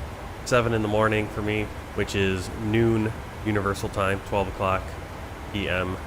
Universal Time this time of year.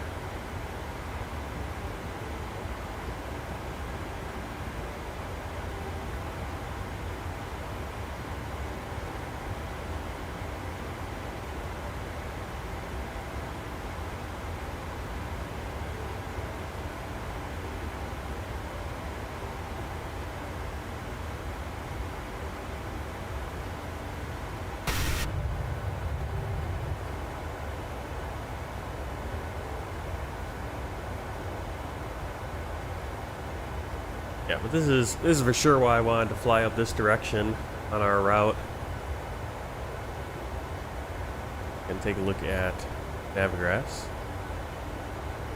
See the radar that you can add. You can obviously just go with your, turn that off. You can have it on. We'll keep it on, that way we can, as I was saying, they got all kinds of stuff like trouble pause and reflectivity. High cloud tops, jet streams. If we got any air segments. Oh, we got some icing around Brisbane, so this is really cool. We got a nice little. Let's know what's going on. Brisbane. This is valid June 22nd, 13/13 to 17/13. After, so we'll be running into this. Actually, it's expired. Weird. Still valid.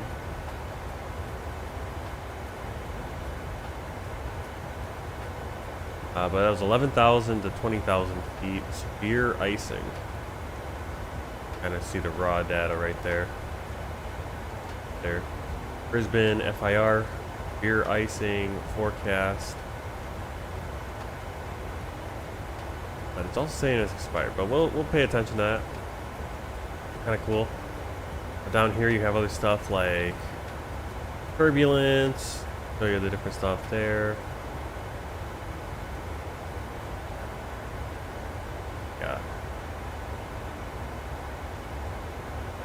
wall line, icing. So anything you want to look for, you know, they got nice coverage here. Your visibilities. Pretty cool.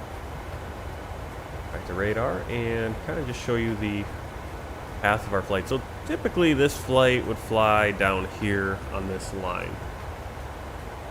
Kind of, maybe not getting into the bite so much, but more down the curve down here.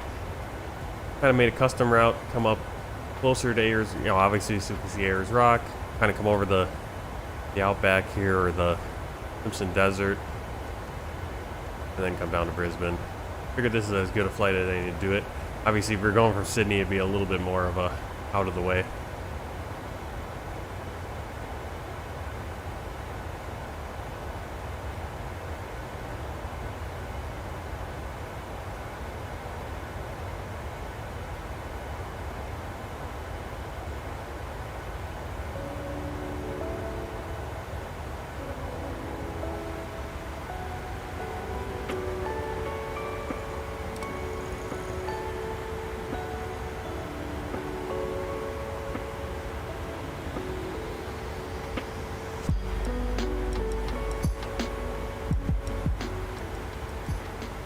Check and make sure the seatbelt signs are off so those passengers can be moving about.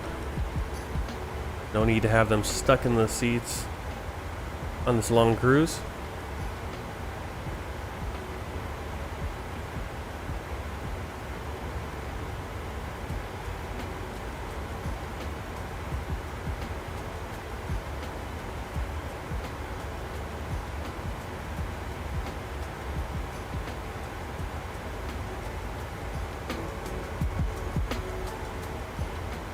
What's everyone thinking about Microsoft Flight Simulator 2024? What are your guys' thoughts?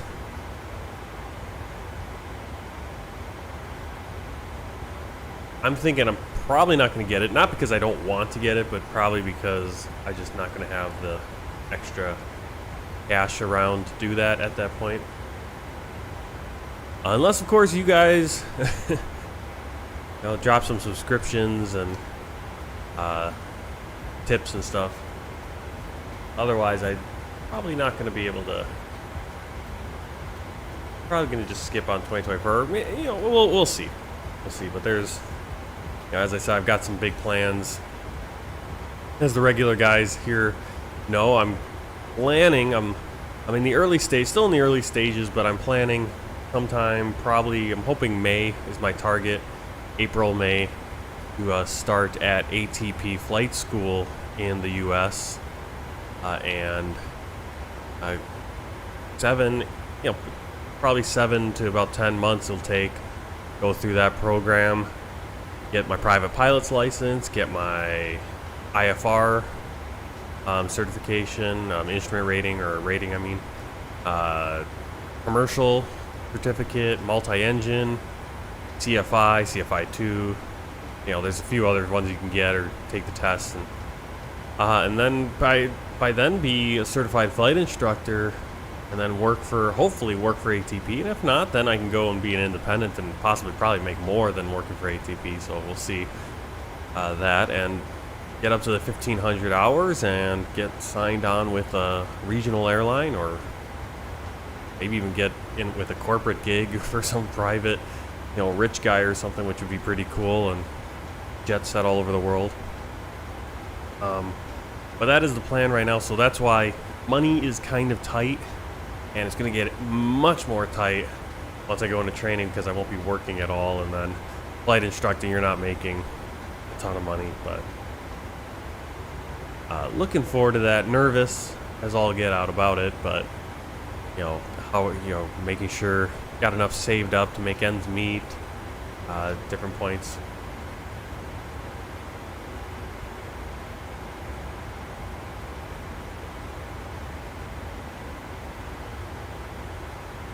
But yeah, I mean, what do you guys think of? I mean, what do you think of that? But what do you think of Microsoft Flight Simulator 2024? Are you getting it? You passing? You think it's a money grab? What are you interested in? pull up an article right here. I'm going to have it on my screen. I'm not going to put it up on there right now. I was taking a look at them. I'm looking on Flyaway Simulation. They have a detailed analysis of Microsoft Flight Simulator 2024. It just came out yesterday or a couple days ago.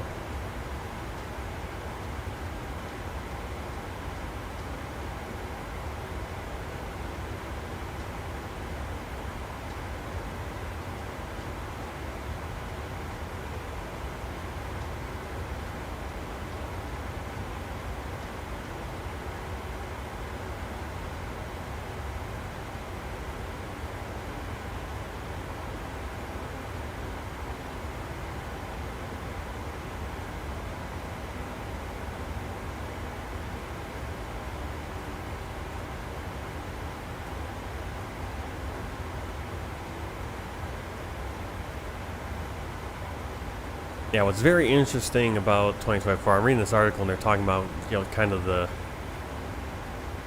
I think what we're going to see in 2024, this is something that I've always had an issue with. I've seen, you know, I've watched some other YouTubers and Twitch streamers that talk about this, or they do activities like this, the more gamey stuff that you can do, you know, where does the game aspect come into Microsoft Flight Simulator? And I think that's what they're going to start, they're starting to gear towards with 2024, is bring in some of those elements where you can interact with the world more. You know, most people, most of us when we're flying, we're flying from point A to point B. Maybe we're doing a landing in the bush, or we're landing in an airport. But there's not a lot of effect that we have on the landscape, besides the wind and the weather. Whereas when they bring in something like the, you know, crop dusting, you're actually, there's going to be a little bit more graphics involved with that, a little bit more, you know, something interacting with, it's going to be interesting how the interaction between the stuff pulled in from Bing, the satellite imagery and the photogrammetry, how that interacts with doing stuff like firefighting or crop dusting and all that cool stuff that they're looking at. So that's gonna be interesting. The same with bringing in the construction aspects, or the helicopter bringing in stuff onto a landing pad, and you know, how's that all gonna work? It's a little bit different.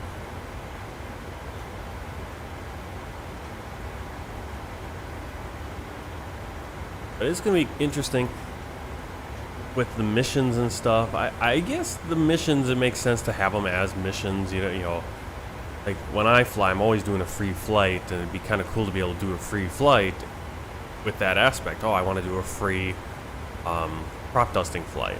How's that going to work? Are you going to be able to do, or is all the crop dusting stuff going to be certain missions and it's going to be in certain areas? Or can you do a crop dusting and I want to do it, you know, along the Mississippi River in the Memphis area? Okay, I can do it there, and it adds in certain aspects. Yeah, it's gonna be very interesting to see how that goes. Search and rescue, all that. It'd be cool to, you know, obviously they're gonna have certain missions, but wouldn't it be cool to be able to do that mission wherever you choose to do that mission too? It's like, oh, I want to do a search and rescue in this mountain range, or I want to do a search and rescue here in this forest, or wherever it is. So it's gonna be very pretty cool. You know, again, you know, building, you know, power lines and stuff. Well, it's like, well, I'd like to do in this area, and maybe not, you know, this part of the world. This article kind of, okay, this is interesting. It's reminiscent of FSX, the acceleration pack. So Flight Simulator X, and then they had this acceleration pack. The features and missions teased for the new release certainly evoke a sense of nostalgia, taking us back to the days of the acclaimed Microsoft Flight Simulator X acceleration pack. It's impossible not to draw parallels between these two entries in the Microsoft Flight Simulator series. The acceleration pack was a revolutionary expansion for its time, introducing a range of new features and missions that significantly expanded the horizons of flight simulation. It notably included a slew of exciting missions like air racing, search and rescue operations, and cargo delivery, features that appear to have a rejuvenated presence in the upcoming 2024 edition.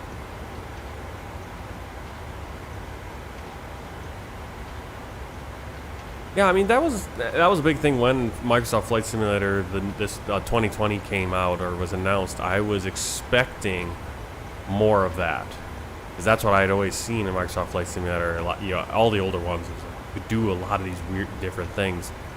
And I guess the way I use Flight Simulator is, I kind of been drilled into me the way I played or used X-Plane, where it's okay, I just want to fly an airliner flight. I want to fly a real life flight from point A to point B, maybe point C, right? Versus missions and stuff. So I don't know how much I was looking forward to missions and stuff with Flight Simulator, but I was surprised that there weren't. That wasn't an aspect that was really involved. And I mean, they've added the racing, they've added the Top Gun thing, but there isn't a lot. So it's going to be, 2024 is going to add in a lot more of that stuff that we've seen before with Microsoft Flight Simulator, and it kind of disappeared with 2020. It makes sense. 2020 was focusing on getting the footing, kind of getting into the new generation here. Just making sure you have a decent Flight Simulator before you throw in all the other stuff. Looking at the third-party stuff, a lot of this is rehashing. PMDG has assured its customer base that the unexpected announcement of 2024 doesn't alter their development agenda, product plans, pricing strategy, or release timeline. It's interesting, though, what those don't really mean anything, because the fact that they're not changing their timelines on releasing stuff, that means, okay, there's enough crossover that it's going to work, I guess, or they've been assured that, okay, you can develop this thing for 2020 and you're going to be able to easily move it into 2024. The question is, and some of the third parties have kind of said it, other ones are, PMDG is one of them, hasn't really been clear about what's going to happen with their pricing. What happens if I get 2024 and I want to use this plane that I'm flying right now, the 737-800, I want to fly it in 2024.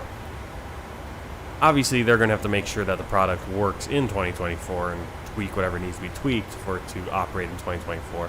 But am I going to have to download a whole new product? Am I going to have to buy a whole new product? And if I do have to buy it, am I going to have to buy it at $70 like I did for this? Or am I going to get it at a heavy discount or something? Or is it going to be a time thing? I know there's a time issue. Like, let's say you buy they're doing, I think they're doing the 777 now. Like, if they get the 777 and they release that 2 months before Flight Simulator 2024 drops, and you buy it, okay, now you can get the 2024 version for a heavy discount of like $1 or something, or whatever it is, because you bought it so close. Whereas, well, you bought the PMDG planes for 2020, but you bought them 3 years ago or 2 years ago, so yeah, now you got to pay us again the full price. That's going to be the interesting question with these third parties. But it is cool that some stuff is just going to come right over and you're not going to need to repurchase it at all. But just because you don't need to repurchase it doesn't mean they're not going to, it's not a brand new product that they have to do a ton of work on, doesn't mean they're not going to charge you for. Falling YT. Very nice. Yeah, this is very nice. I did the custom route here. A typical route for this flight would have been towards the southern end of Australia, more towards the Australian Bight. But I wanted to get up here into the Simpson Desert, up towards Ayers Rock. We passed that earlier, so you can kind of move back and check that out.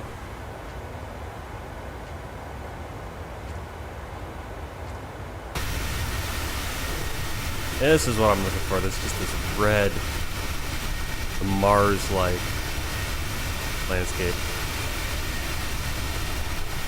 Yep, I knew I could do a flight like from Brisbane to Alice Springs or something later, but we're in this world tour, we're here, why not fly over the Outback and actually do it? I did an X-Plane. I don't know what route I took, because I think I just flew out to Alice Springs and back. Whereas on this world tour in Microsoft Flight Simulator, I flew out to Perth to get out to Christmas Island and Cocos Island and then back.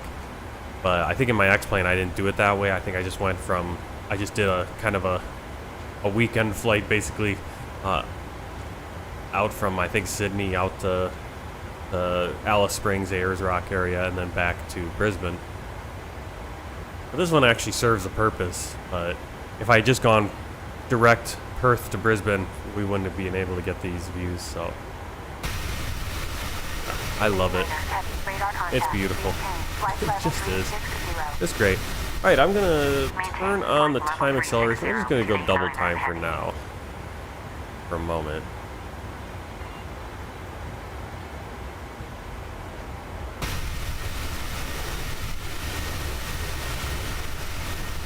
Actually,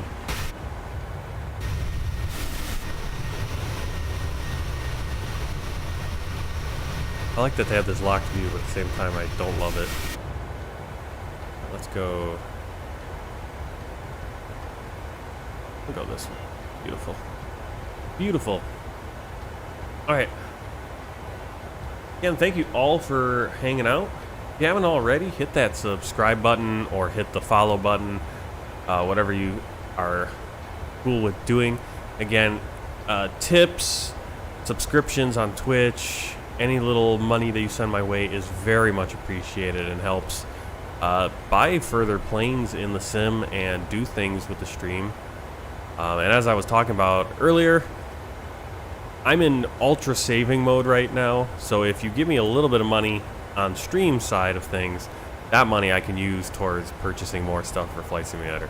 But I'm probably not going to be purchasing a lot more myself personally because I'm in total money saving mode right now because I'm going to be doing, my plan is to do flight training next year with the goal of going into being an airline pilot. So the next few years are going to be lean in the money department.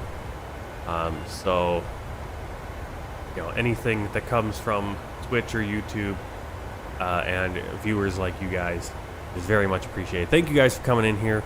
Hope you're enjoying the flight. I'm going to step away for a second because my wife and son are up and might be doing some outside activities right now. Just going to step away for just a few minutes and I'll be back, and for sure be back for our descent and approach into Brisbane. So enjoy the Australian outback, and I will see you soon. Very different view in Borneo. Oh yeah? Where's Borneo? Borneo is Indonesia. No. Is Borneo? Yeah. We'll be headed up around Borneo. I know we're going to be headed that direction. I'm not exactly sure where it is, but yeah, definitely a different view. That's what's so cool about doing this world tour. That's what's so cool about doing these, you know, flying in Microsoft Flight Simulator. You can fly so many different places. I love flying. Like I'll fly one place where I'm, yeah, that's right, Borneo's Malaysia. I'll be flying, you know, a slew of flights in America where I'm flying over farmland and the forests, you know, in the Midwest or in the, you know, middle of America or the eastern part of America. But then I'll be like, I really need to get out west and fly over the Rockies and fly in the southwestern, the desert and stuff like that. And it's the same with, you know, just, oh, it's really cool. Like when we were flying over South America, that just how different it is for flying over right now the outback. Or I really want to get back and fly some flights in Africa, some beautiful scenery there. So it's always so cool to be able to bounce everywhere and check out different places with this world tour. The thing with the world tour is you kind of get stuck in one area sometimes for a while, and you're just like, oh man, I'd love to go fly in a desert or fly in where it's green. But that's kind of the nature of it, and it's been very fun. We're getting towards the end of the world tour, still probably another 80 flights, so we're not at the end. But yeah, we're kind of down here in Australia. We got a little bit of island hopping. We're going to be hopping up into East Asia. We'll be getting to Malaysia and Indonesia, and then we'll be up in Japan and China, and then we're going to be wrapping it up. I think my last flight that I have scheduled is flying into... we got some mop-up flights towards the end is what's going to happen, is because I think the last big place we're going to check off the list is Kyrgyzstan, and then from Kyrgyzstan we're flying down to Kuwait where we've already been, but we're going to go into Syria where we didn't go when we were over in the Middle East before, then down to into Dubai, Saudi Arabia. We've been to those places before, but then we'll be knocking off Yemen. Then we're going to do some fictional flights or some flights that used to fly but don't fly anymore. We're gonna fly into Palestine. We're gonna fly into Yasser Arafat International Airport, which was only open for a few months before it was shut down and destroyed. We're gonna figure out a flight to get down into Antarctica on this world tour, but again, these are gonna be like additional flights on the tail end of this whole thing. And then we're gonna have a flight from Montreal out to St. Pierre Airport in St. Pierre and called the name of it, and Miquelon, which is a part of France, but it's in Canada. So those are going to be in the 300s of flights. And right now we're in what, flight 246? So yeah, 60 more flights. So not as many as I thought. 60 more flights until we're basically done with the world tour. There'll be a few mop-up flights to get a few places. There's a few places that you just simply can't get to, territories and countries in the world that are just, there aren't airports. There's no real flights that go there.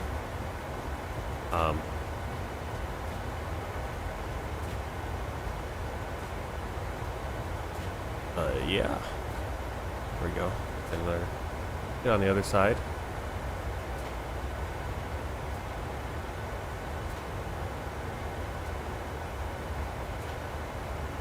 Yeah, I'm looking forward to getting to Malaysia, getting up into Asia.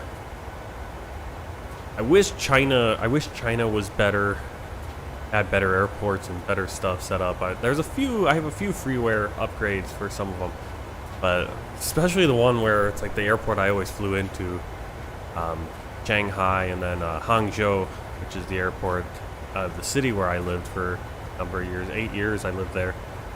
Like Hangzhou International Airport is not even in Microsoft Flight Simulator for some reason, which is insane. Yeah, Flight Simulator is so beautiful. Like I was asking the guys before, let me know your thoughts, all of you guys who are watching. Let me know what your thoughts are on Microsoft Flight Simulator 2024. Are you looking forward to it?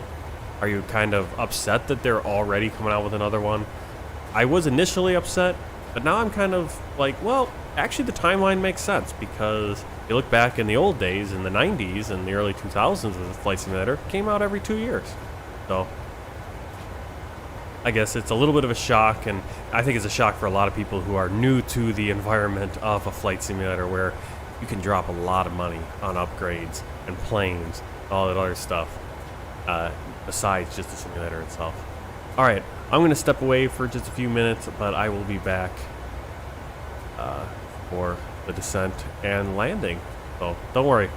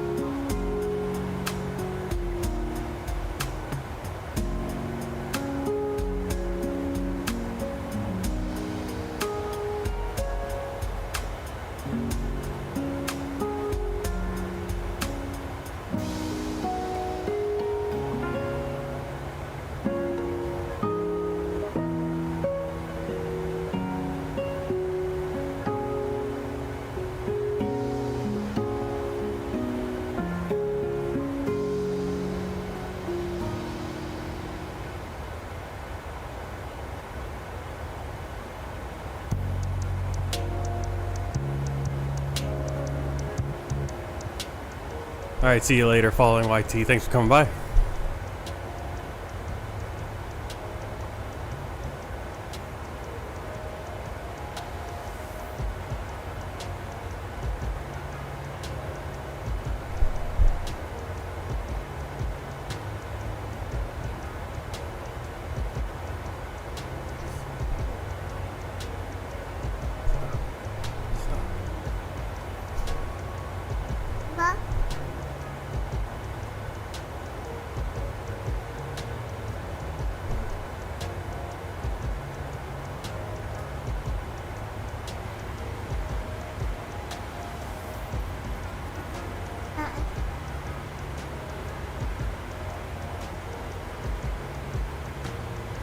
Alright, hey guys. Got the camera up and going.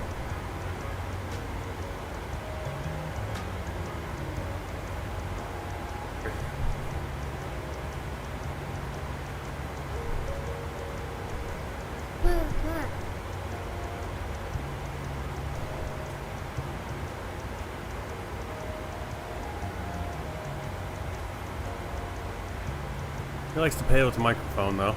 So. That's what he's doing.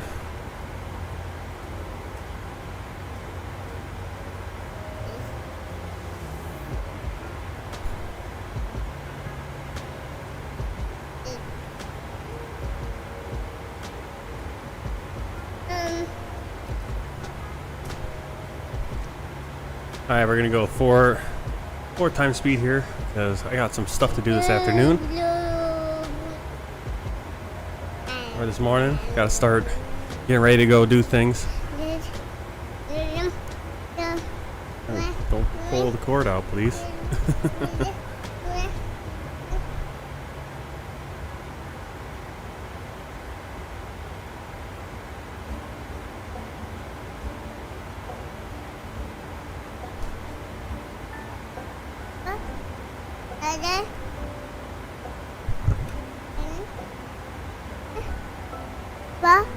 Mama.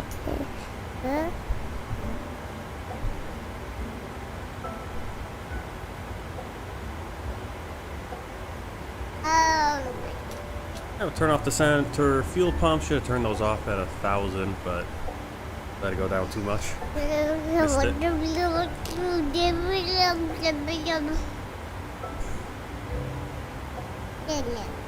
Oh yeah.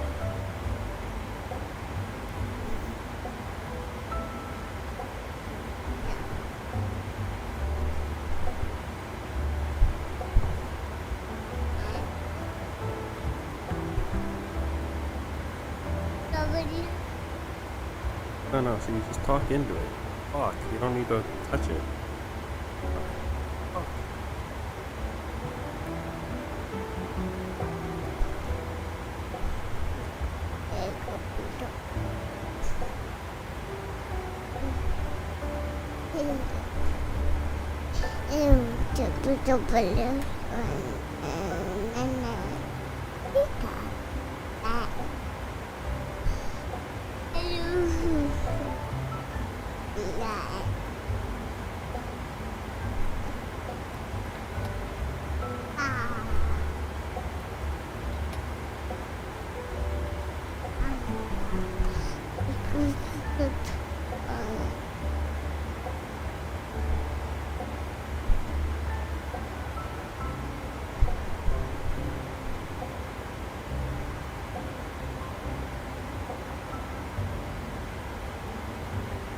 Have this microphone, please. Can you put it like right here?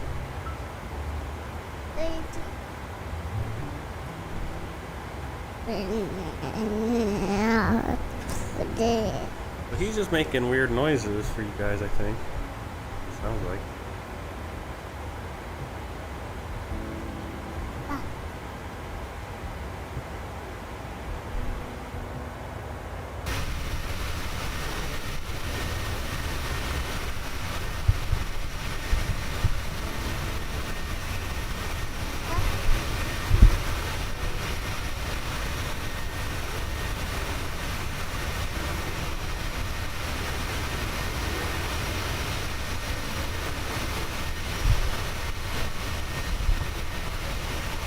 Thank you.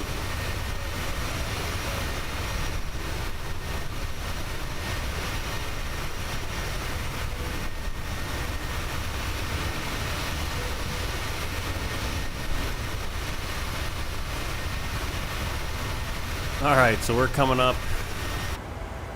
We actually have to do a little bit of a climb.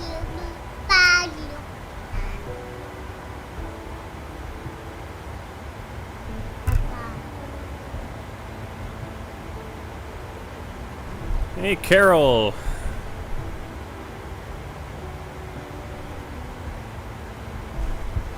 Where are you going?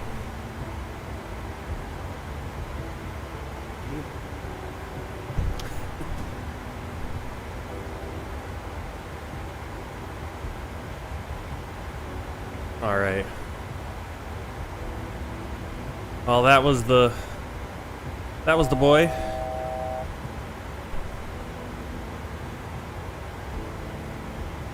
Really interested in the microphone and putzing around with that. All right, so we climbed to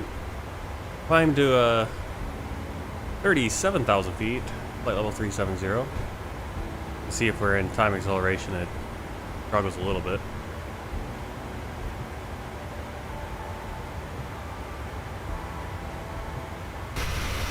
Well, we're just flying at 4 times speed. That's why it kind of looks a little funky. But we're climbing. And pretty soon, once we get to Romeo Oscar Mike, I'm going to slow down the time acceleration.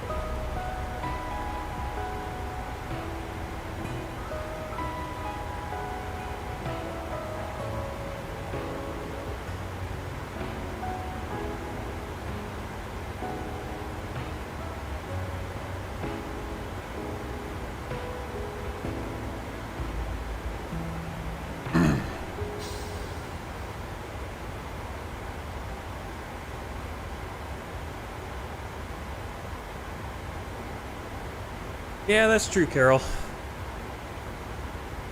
More subs than viewers, but that's kind of how it goes with live stream. You're always going to have more subs.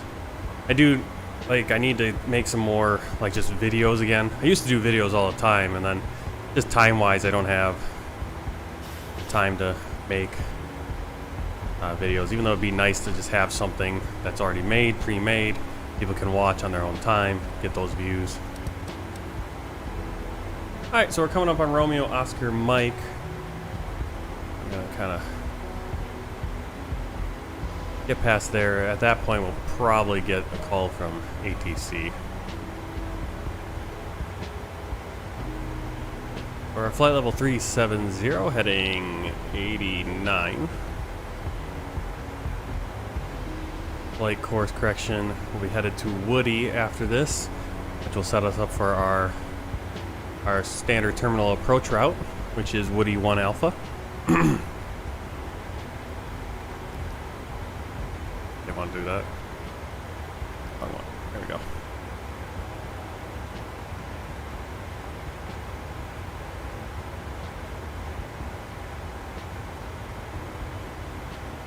Course 93. That's to be 198 nautical miles. But 194 still to go. 23 minutes. Today I'm going to be streaming until the end of this flight, so probably another half hour or so. I've been streaming so far about 2.5 hours today. Longer flight. I haven't been doing time acceleration the whole time. I probably could have made it a lot shorter. I try to get done around 9 in the morning, 10 in the morning. Around this time is my preferred time to finish with my stream. I'd love to stream longer, but my day off, so there's things we got, obviously you got chores, and I have to go over to the clinic to get my DOT medical renewed for truck driving for my job. Got to do that. We'll do a little shopping, run to the library with the boy. Also show my wife where the high school is, where the pool is for his swim lessons that he's starting. Son is going to be starting on Monday. We're going to do that. It's actually only 68 degrees right now, but it should be getting a little bit warmer. Maybe we'll stop down by the lake and go to the beach. I don't know. Next week I have 2 days off in a row, so that'll be nice. I don't mind getting, the way my job works is I work kind of a random schedule, so sometimes I'll have 3 days on and then a day off and 2 more days and a day off or something. I get 2 days off every week, but it kind of, like I'm on a stretch. Tomorrow, I work tomorrow through Tuesday, so it's 5 days straight over the weekend, and then I have 2 days off.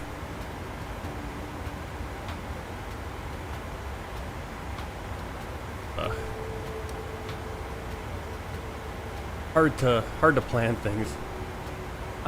Gamer Among 2598 good day. I am not on VetSim. Nope.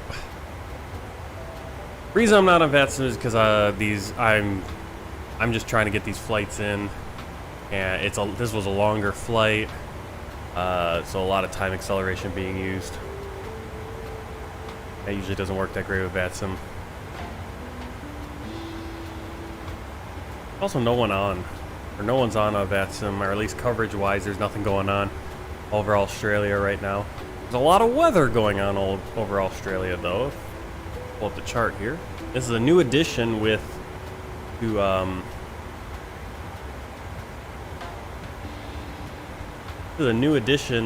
the Navigraph. Navigraph's 8, Parts 8, is they have weather radar now. They actually have a bunch of weather overlays. So you can see Sydney here is a lot of storms. Also, our takeoff from Perth, we had a lot of cloud cover and some storms too. Coming over the middle of Australia, no problems. But a lot of different things we can grab in here. We can do like icing. There's some icing going on in Brisbane area. And what I want to look at is I want to look at the air segments. We do have an icing segment. It says it's expired though, but 11,000 and 20,000 there is severe icing. So saying expired, that confuses me a little bit. Actually, it's saying status expired on all of these, so I'm not sure what that means. That's kind of weird because these are active. So we do have an icing segment, 20,000 to 11,000 feet as on our descent here coming into Brisbane. So we're gonna use our anti-ice just to be safe. Server, I think I'm on US East. I'm usually on US East. I don't typically have multiplayer on though when I'm flying, but I might turn it back on. It depends on where I am flying, because sometimes like there'll just be so many planes doing random crazy stuff, running into things, being silly.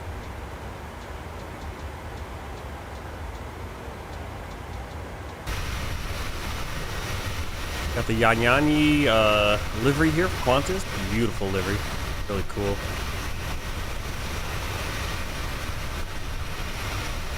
And we have now returned back into the land of green and farmlands versus the middle of Australia, the outback, where it's like Mars.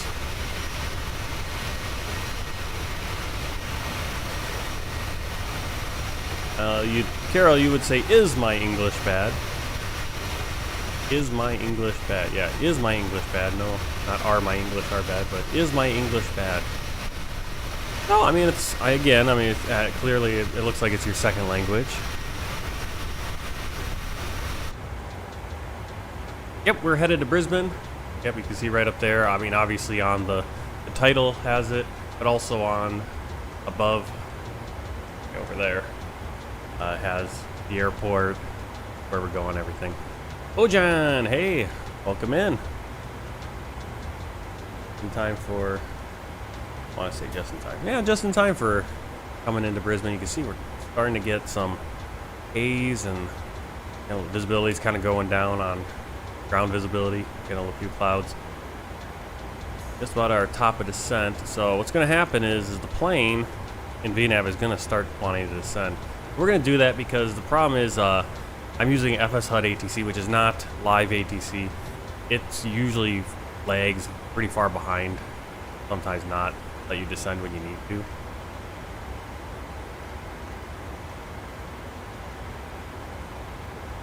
I don't know why I turned off VNAV. I've never had that happen before.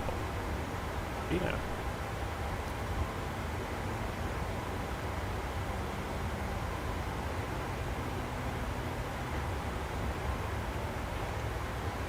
There we go. I don't know why VNAV, I had to off with that. Alright, you're going to do an arrival into Brisbane with the ERJ 170. How do you like the ERJ? Is it a good plane? Is it alright for the price point? How much did that cost? Because I know there was some negativity around it. It'd be cool to have the ERJ in my arsenal, be able to fly that one when I'm supposed to be flying the ERJ. Cool. I have the CRJs.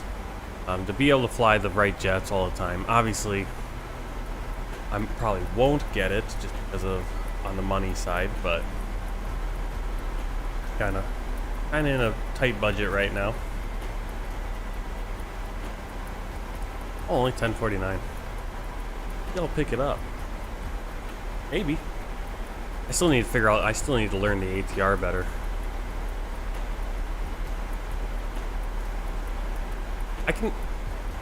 I think I can justify like $10, $10 to $20 for a plane, because that's something I'm going to fly more often. Even though for the longest time I couldn't justify the CRJ even because I didn't fly it a lot. Still don't fly it a ton. I think a plane is easier than an airport, because with an airport it's like, how often are you flying into that airport that you bought?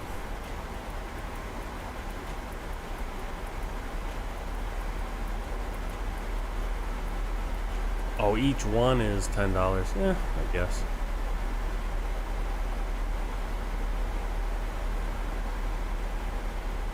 Oh, Jen, I'm doing all right. All right, got a day off here. Summer's starting to come in, finally. I think we're stuck with it now. Now that we're stuck with it, we're gonna start complaining that it's summer.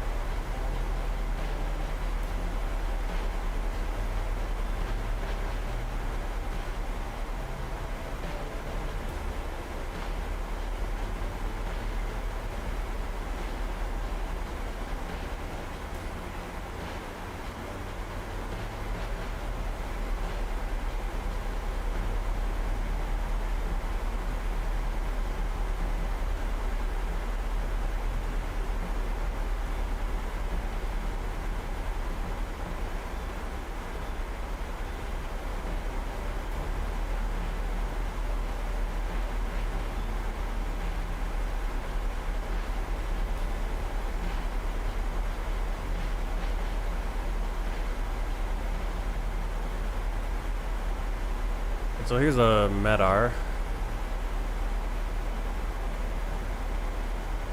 Medar-TAF.com, great place if you want to kind of get your Medars interpreted.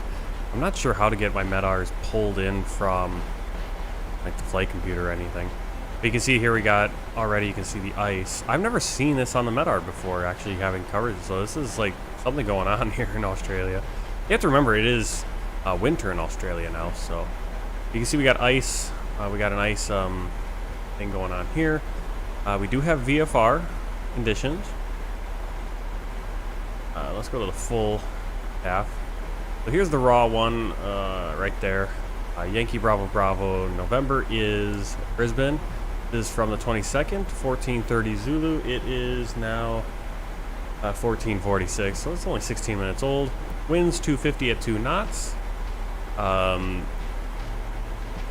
Clear or clouds and visibility okay, or I think this clouds and visibility okay. And 14 degrees, 12 degrees dew point, QNH 101.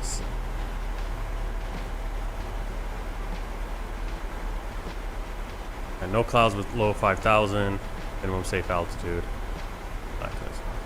I hear it kind of breaks it down a different way now. Of course, it is actually night in Brisbane right now, but it is 14 degrees, VFR, 2 knots, 250 degrees. Actually, this is going to make us change our arrival because we're coming on runway 1. We don't really want that. We want to be coming in with a headwind, so we're probably going to switch to 19. It's not a big difference with the wind, but you do want to be coming in with the wind. So they're probably using the other runway now. Probably what I'm going to do is start setting up. Well, John, I don't know why. I don't know why you can't join it. Qantas 934, expect YD1 Alpha, arrival, clear ILS, approach, runway 01 right, report when ready for descent. Okay, so we're already descending. So we're gonna, I'm just gonna go over to my Navigraphs and kind of adjust this because in reality, they'd probably be telling us to do a different runway. But because FSHUD ATC just basically go, you can tell it what runway you want and it will do what you want. That's the only drawback that I have really with it is that it doesn't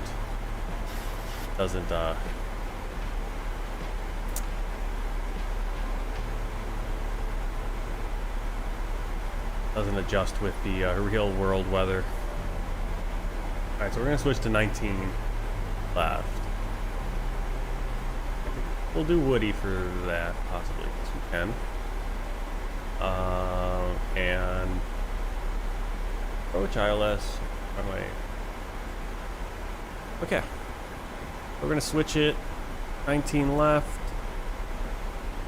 Approach ILS. Transition bet. So arrival is Woody 1 Alpha. Transition, no out transition.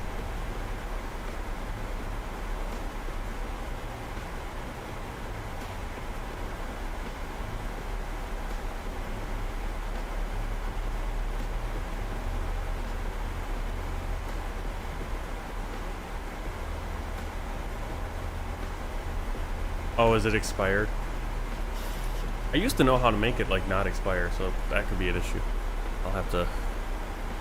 There's so many little things that because I don't.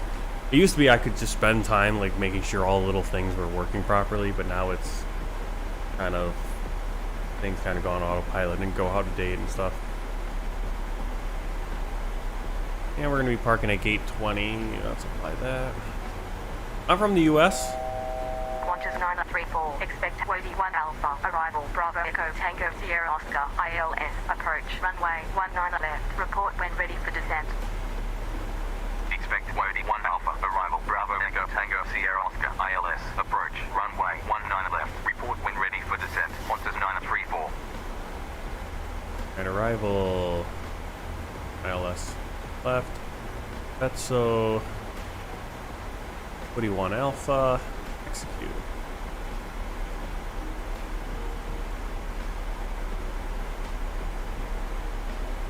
Not available for runway, I don't know.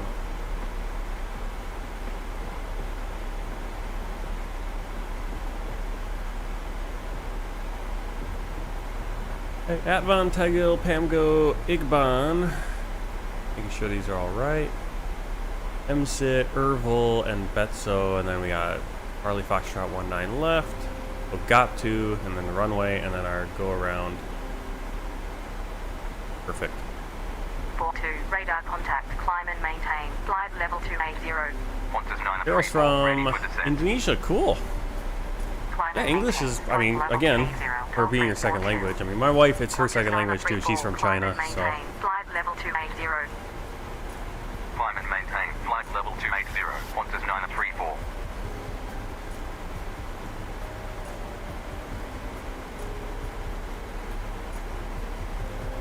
Let's see. Top freight 42, climb and maintain, flight level 340. Climb and maintain, flight level 340, top freight 42. Qantas 934, descend and maintain, flight level 190. Descend and maintain, flight level 190, Qantas 934.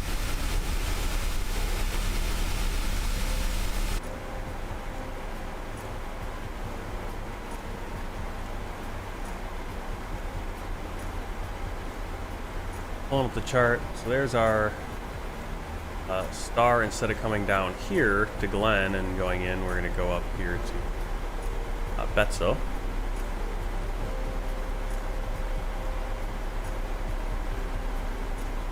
The problem with this though is, how do I turn? Oh, okay, I have to turn that off. Okay. There's our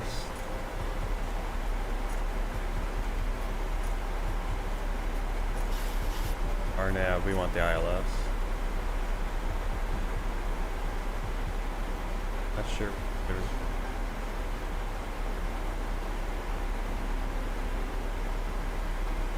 Alright, so you can see we're taking this one. There's two approach routes. Obviously, go whichever you want runway. We do have a minimum here of APON. We need to be between 9,000 and 8,000 feet. PAMGO is between 7,000 and 5,000. IGBON above 4,000. ATRAX 3,000. So we want to be at 3,000 ATRAX.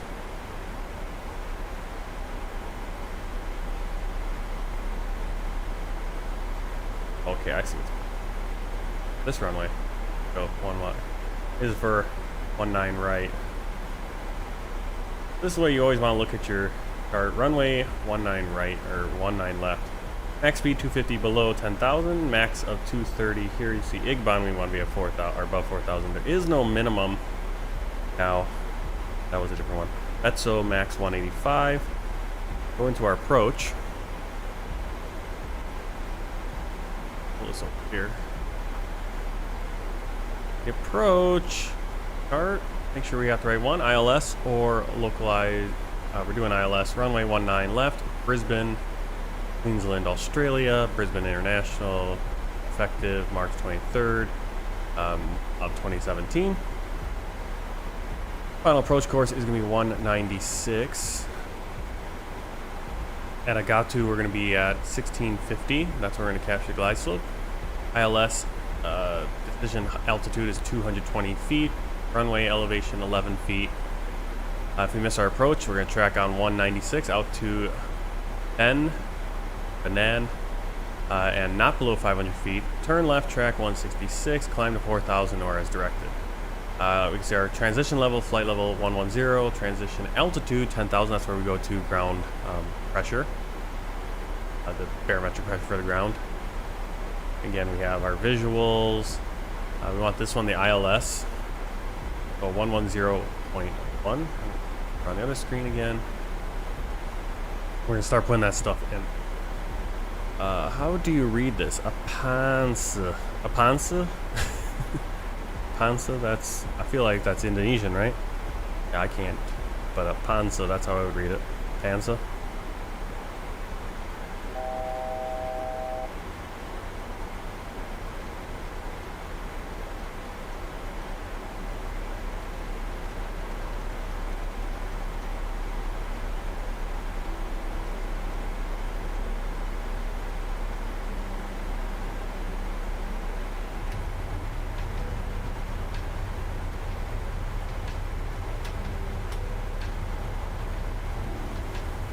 Alright, so So we can go down to the radio panel. We're going to put in our ILS. It's going to be 110.1. That's active. We'll do the same thing over here. 11.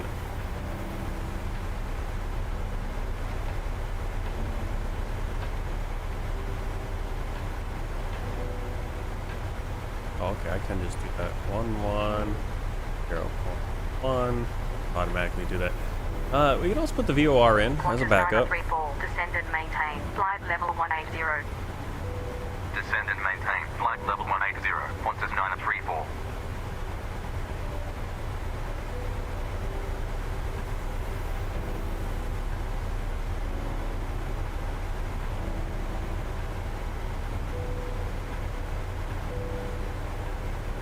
This is I think this is for your heads-up display. I'm not sure how to put things in or if I have to put anything into it.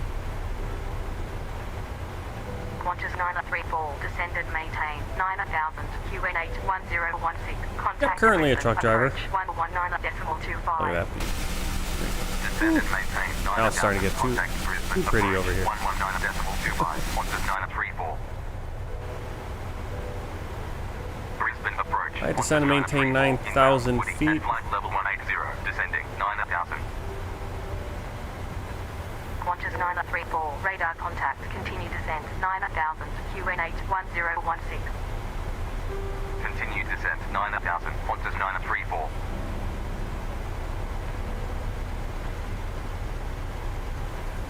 Put in our final approach course, so 196 for the ILS.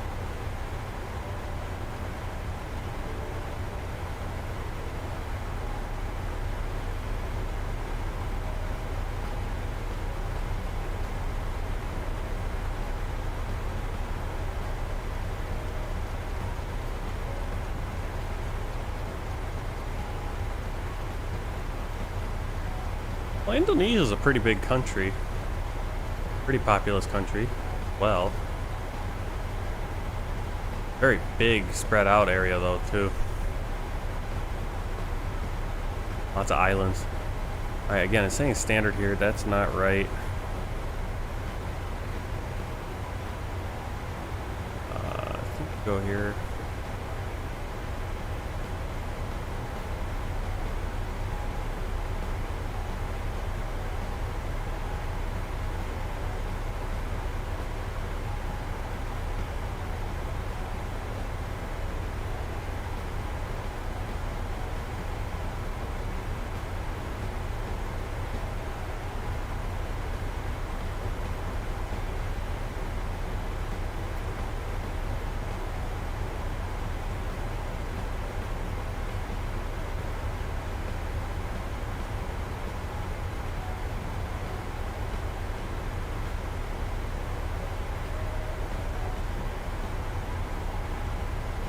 Landing altitude of 50.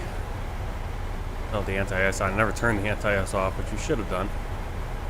The yaw damper come off. That always be on? That's kind of weird. When did that get bumped off? I wonder if that got bumped off because of the time acceleration or something. Weird.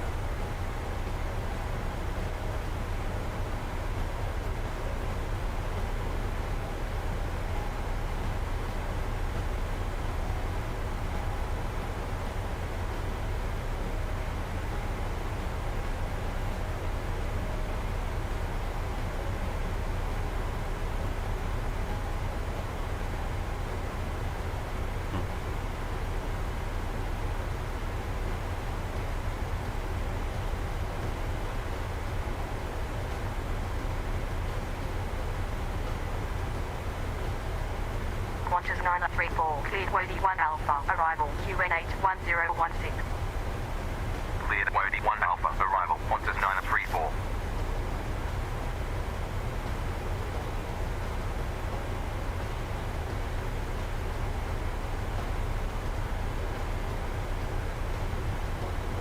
Default transition altitude is 10,000, but for some reason it's requiring 18,000.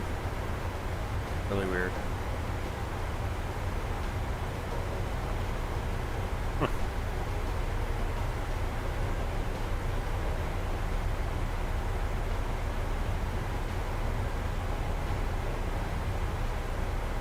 All right, we're almost home.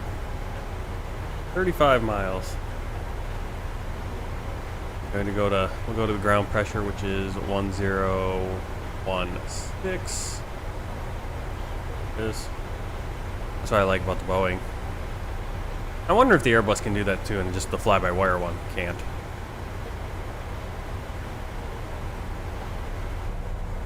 Sun is starting to set.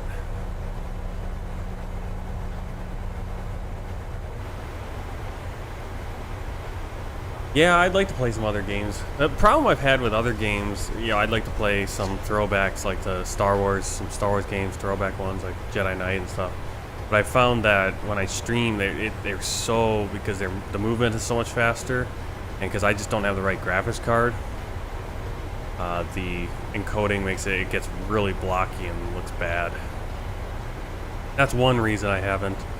Another reason is just I'm really just into flying right now. But yeah, I would love to be able to stream some other stuff.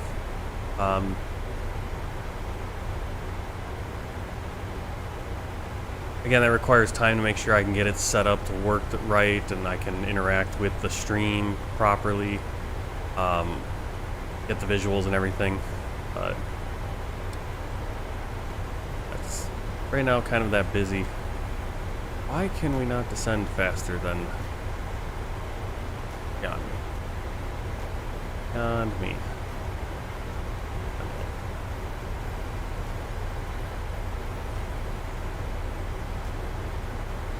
Why did my speed brake not do anything?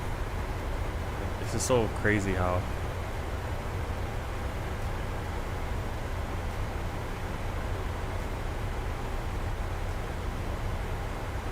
I'm running into the same issue I had almost with the Airbus. I won't send at a proper rate. So we need to be below 7,000 feet. We're kind of putzing on that front.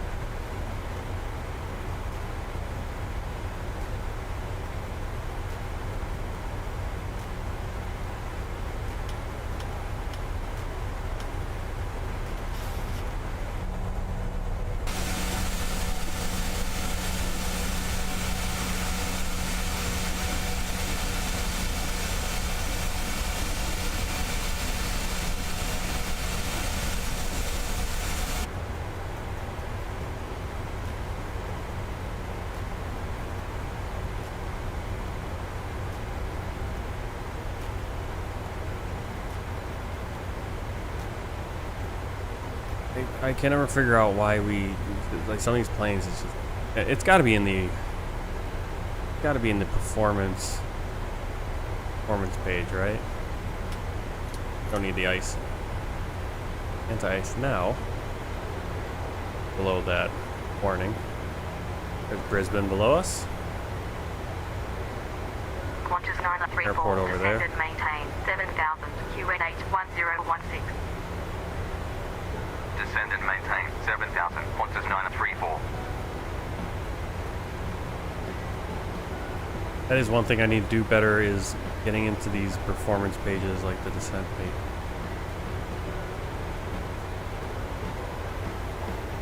Brisbane approach, Qantas 7350, Goma 2 Alpha, arrival at flight level 200, descending, flight level 120.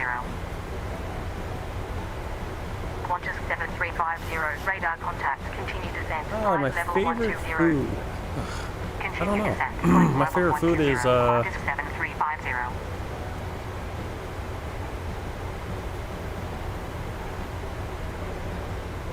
kind of depends. It depends on what I'm in the mood for, really, because there's some days where I'm just really in the mood for tacos. There's other days I really want a pizza. Other days I just really want like barbecue.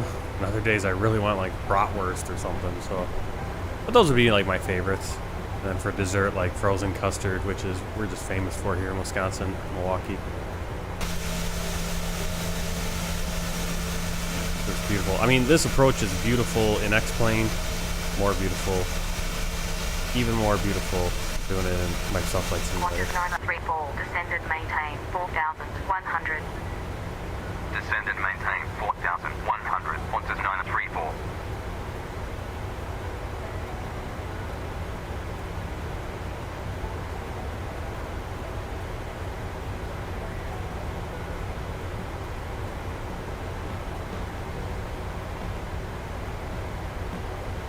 struggling to descend here. If we can get to... That's what we want to be at 4,000. So if we can get to 4,000, I bet so we'll be alright.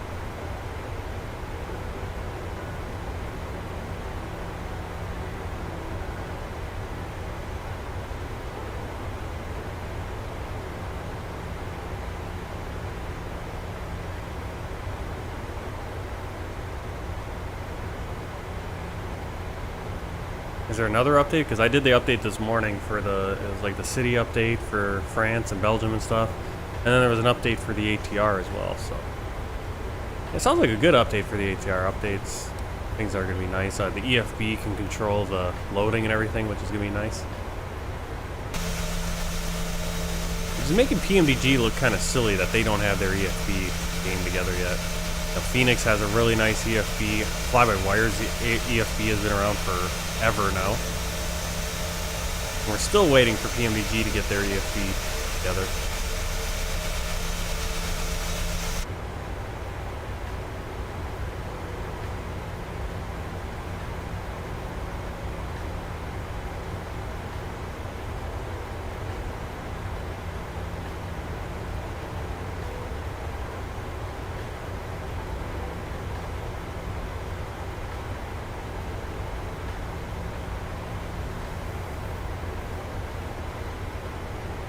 Qantas 7350, descend and maintain, flight level 120.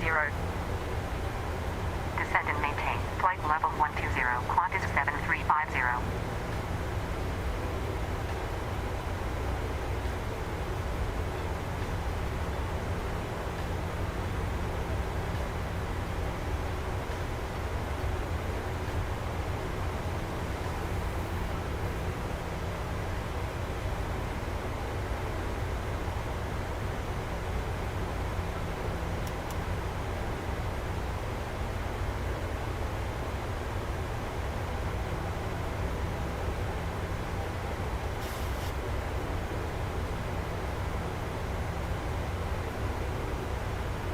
Our update for long haul.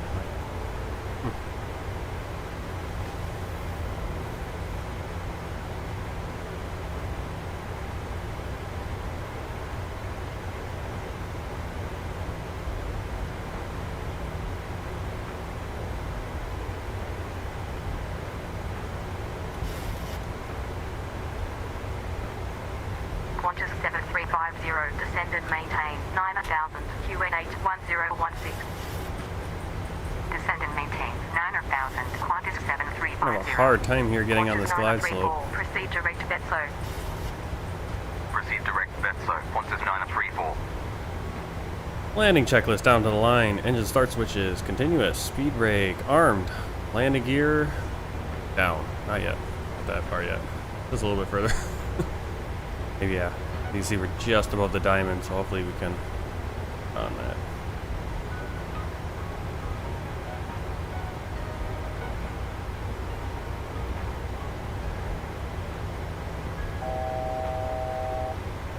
Qantas 934, turn right to heading 188, descend and maintain, 1600. Turn right to heading 188, descend and maintain 1600, Qantas 934.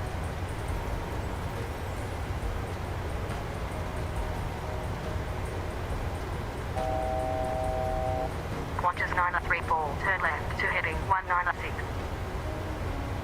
Turn left to heading 196, Qantas 934. Qantas 934, cleared ILS, approach at 1600, runway 19 left, report established on localizer. Cleared ILS, approach at 1600, runway 19 left, report established on localizer, Qantas 934. There's our runway.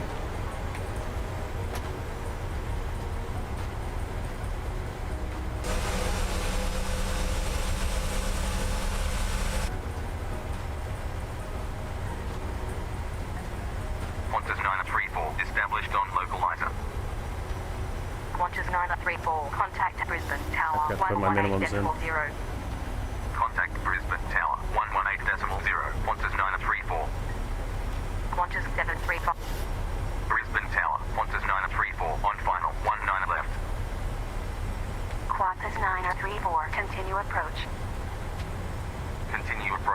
Qantas 9034.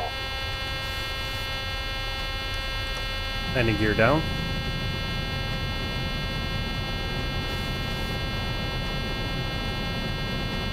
What happened here?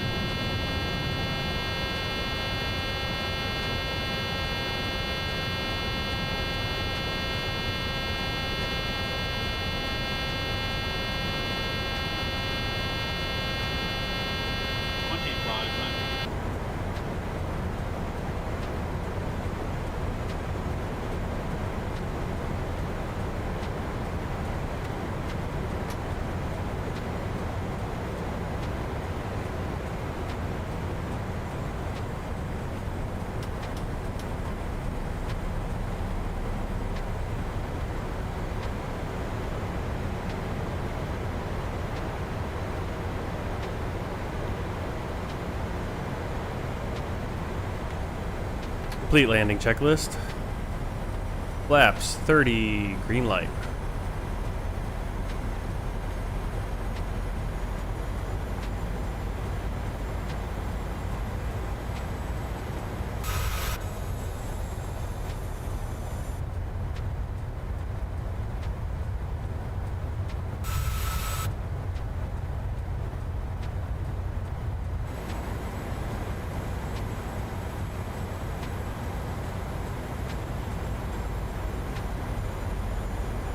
It would have been a pretty cool approach coming from the south, going over downtown Brisbane, but it's pretty cool coming in and seeing it off in the distance as well. It's just the way the wind goes, right? Going to bet the wind switched again. Didn't say it was variable or anything. Yeah, no wind now. So we could have come in the other direction where we just fine. 934, wind 190 degrees at 6 knots, clear to land 19 left. Cleared to land, 19 left, Qantas 9034. 1000.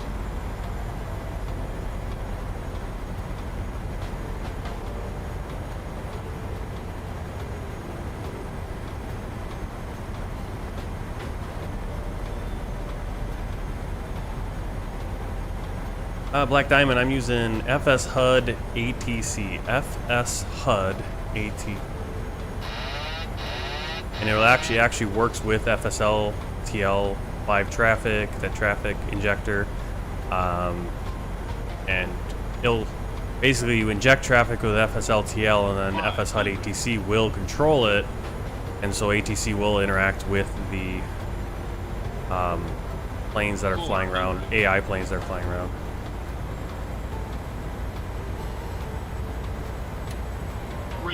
Approaching minimums.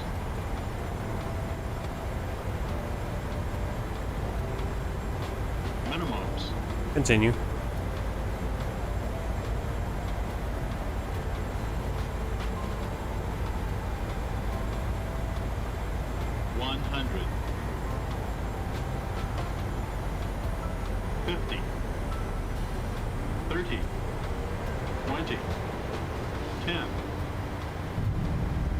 Qantas 9034, when vacated, contact ground 121.7.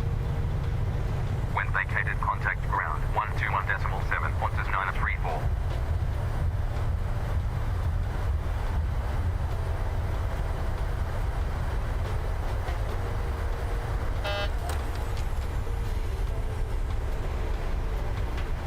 Quad exit here and it was just not slowing down. Alright, there we go. Brisbane ground, Qantas 9034, runway vacated with Alpha 4 Sierra. Actually, it's Alpha 6. 934, taxi to gate 20 via Alpha 4 Sierra, Bravo 4, Bravo, Bravo 5, Alpha, Alpha 6, Bravo 6, Bravo, Charlie 2. Taxi to gate 20 via Alpha 4 Sierra, Bravo 4, Bravo, Bravo 5, Alpha, Alpha 6, Bravo 6, Bravo, Charlie 2, Qantas 9034. Kind of got the taxiways a little wrong here. Why do you want Alpha 6 behind me? Oh, I'm on Alpha 6 right now. Oh, Bravo 6. Okay. Well, their call out is kind of weird. I don't know where the Alpha 4, Alpha 0, that's all the way back there. Alright, let's get our landing lights off and up the plane.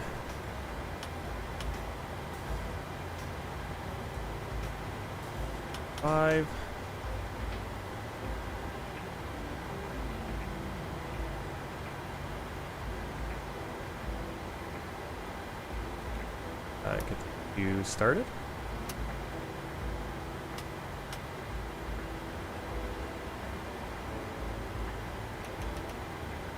Guys, a standby. Exit to our gate.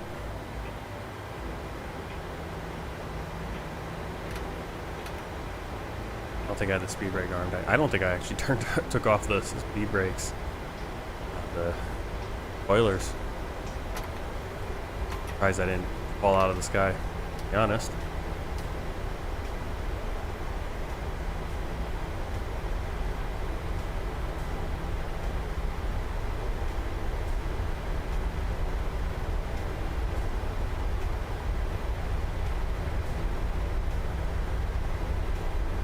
Downtown Brisbane off in the distance, behind the trees. Absolutely beautiful. I didn't plan for a sunset arrival, so really nice to see. Get GSX set up for gate 20.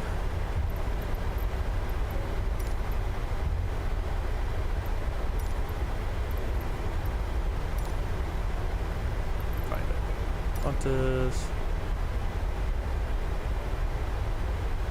Always disappointing when there's not a lot of other planes being injected. I don't know what the issue is lately. I'm gonna have to fly out of some busier airport. There's a plane coming in though. We see a plane right there, so there is other traffic. It's just kind of, oh, it'd be so much nicer to see a lot more planes parked at these airports.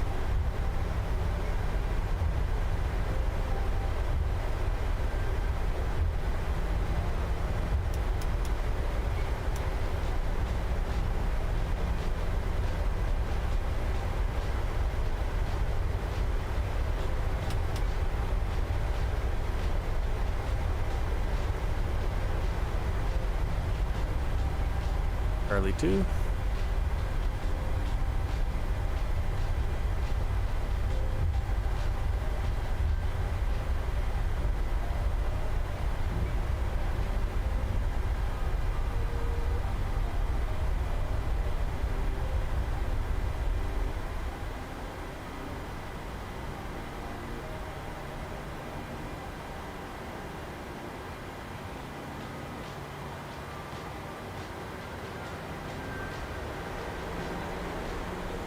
What is Just Planes? I have to look and see what Just Planes is.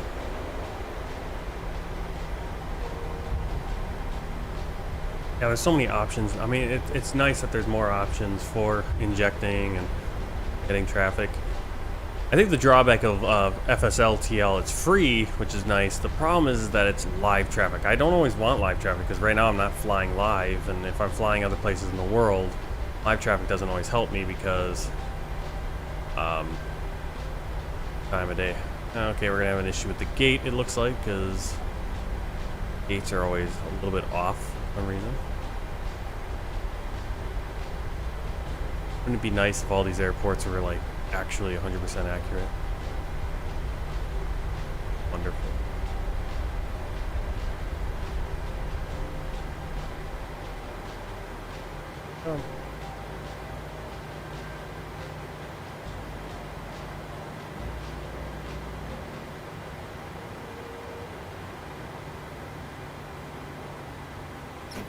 Parking brake set, taxi lights off, APU gen on. We'll switch over to generator bleed, and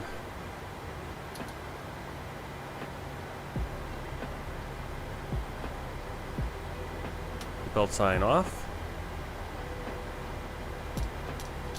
Fuel pumps.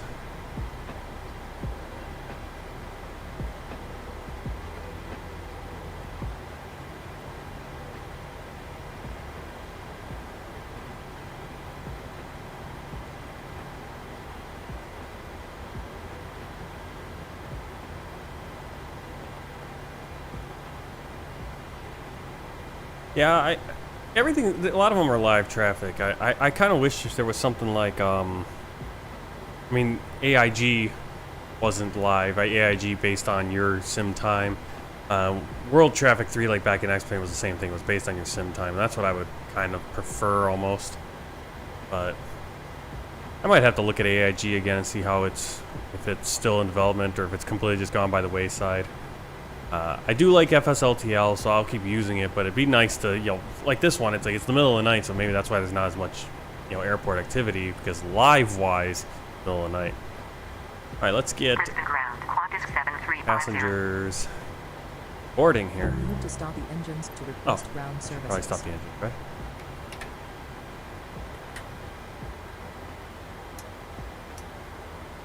First things first, let's stop the engine. Okay, now we should be able to call for a deboarding. The boarding requested. Where's this gate gonna go? I'm gonna try to go to the other side of the plane, which is it's so weird.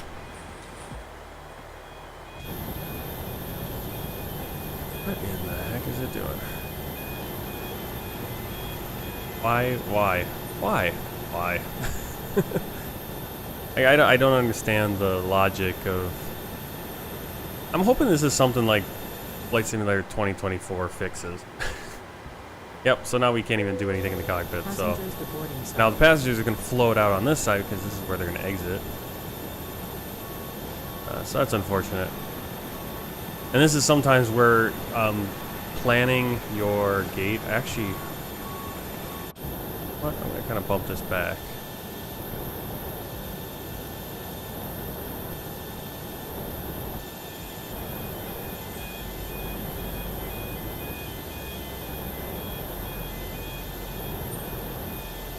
There we go. Maybe if we do it like this. Probably just messed the whole process up though. The boarding requested. If we can get. Yes. No. Still wants to go on the other side. Very weird. I wonder if there's something I could do with the GSX Pro, settings. Why does it want to go on the right side? I don't know. Can't do that well. Well, okay. What would be cool is if the passengers could go off that way, at least. Super frustrating. Passengers deboarding starting. Set the wheel chocks, and we'll get the ground power. See what happens here. Maybe can we go that way? I don't know how to open that door though.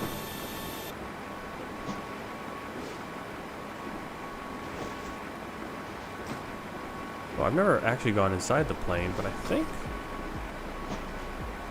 got the little Qantas there. Pretty cool. Some of these liveries, they do a little work on in the inside of the plane too. They add some stuff. There you go. How about that?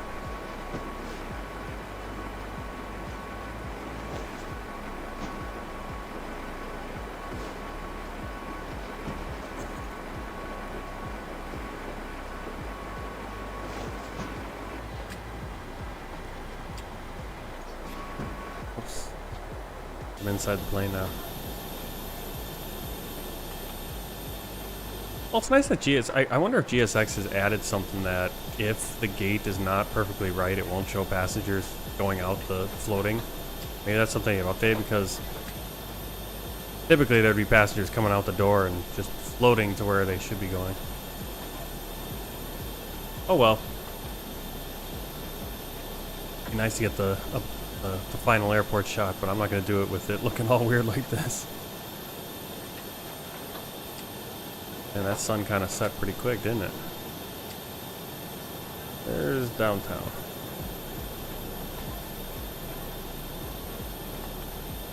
Again, wish there were a few more airplanes at the airport, but it is what it is. Alright, let's check out Volanta. Review the flight. There it is. My flight. I got a flight. There's our flight. Again, typical flight would have probably just gone across South Australia. Was going up into the Simpson Desert and Ayers Rock, but we got to go past Ayers Rock right there. All the way over to Brisbane.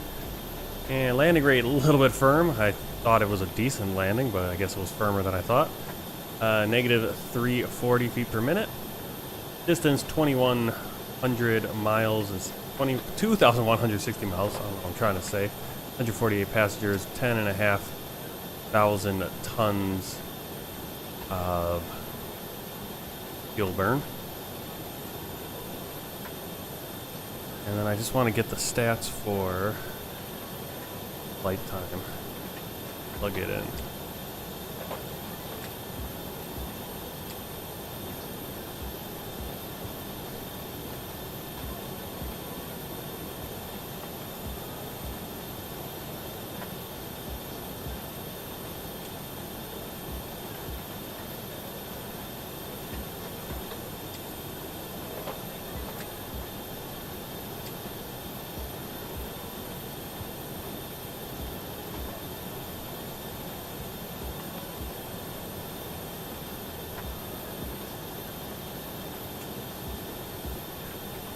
Alright, so we had a total block time of 4 hours, 19 minutes, a flight time of 4 hours and 8 minutes. Of course, you saw in Volanta, it took a little bit less time because of the time acceleration. No, we're just going to sleep on the plane. Alright, thanks for coming along in the flight. Next flight, we're going to be flying out to Norfolk Island in between New Zealand and Australia. And that will be Wednesday morning. Universal time, it'll be 12 noon, 7 o'clock my time, 12 Universal time. That is June 28th. So keep an eye out on YouTube, on Twitch. I'll try to put that on the schedule, and then I'll put the time in exactly for wherever you are.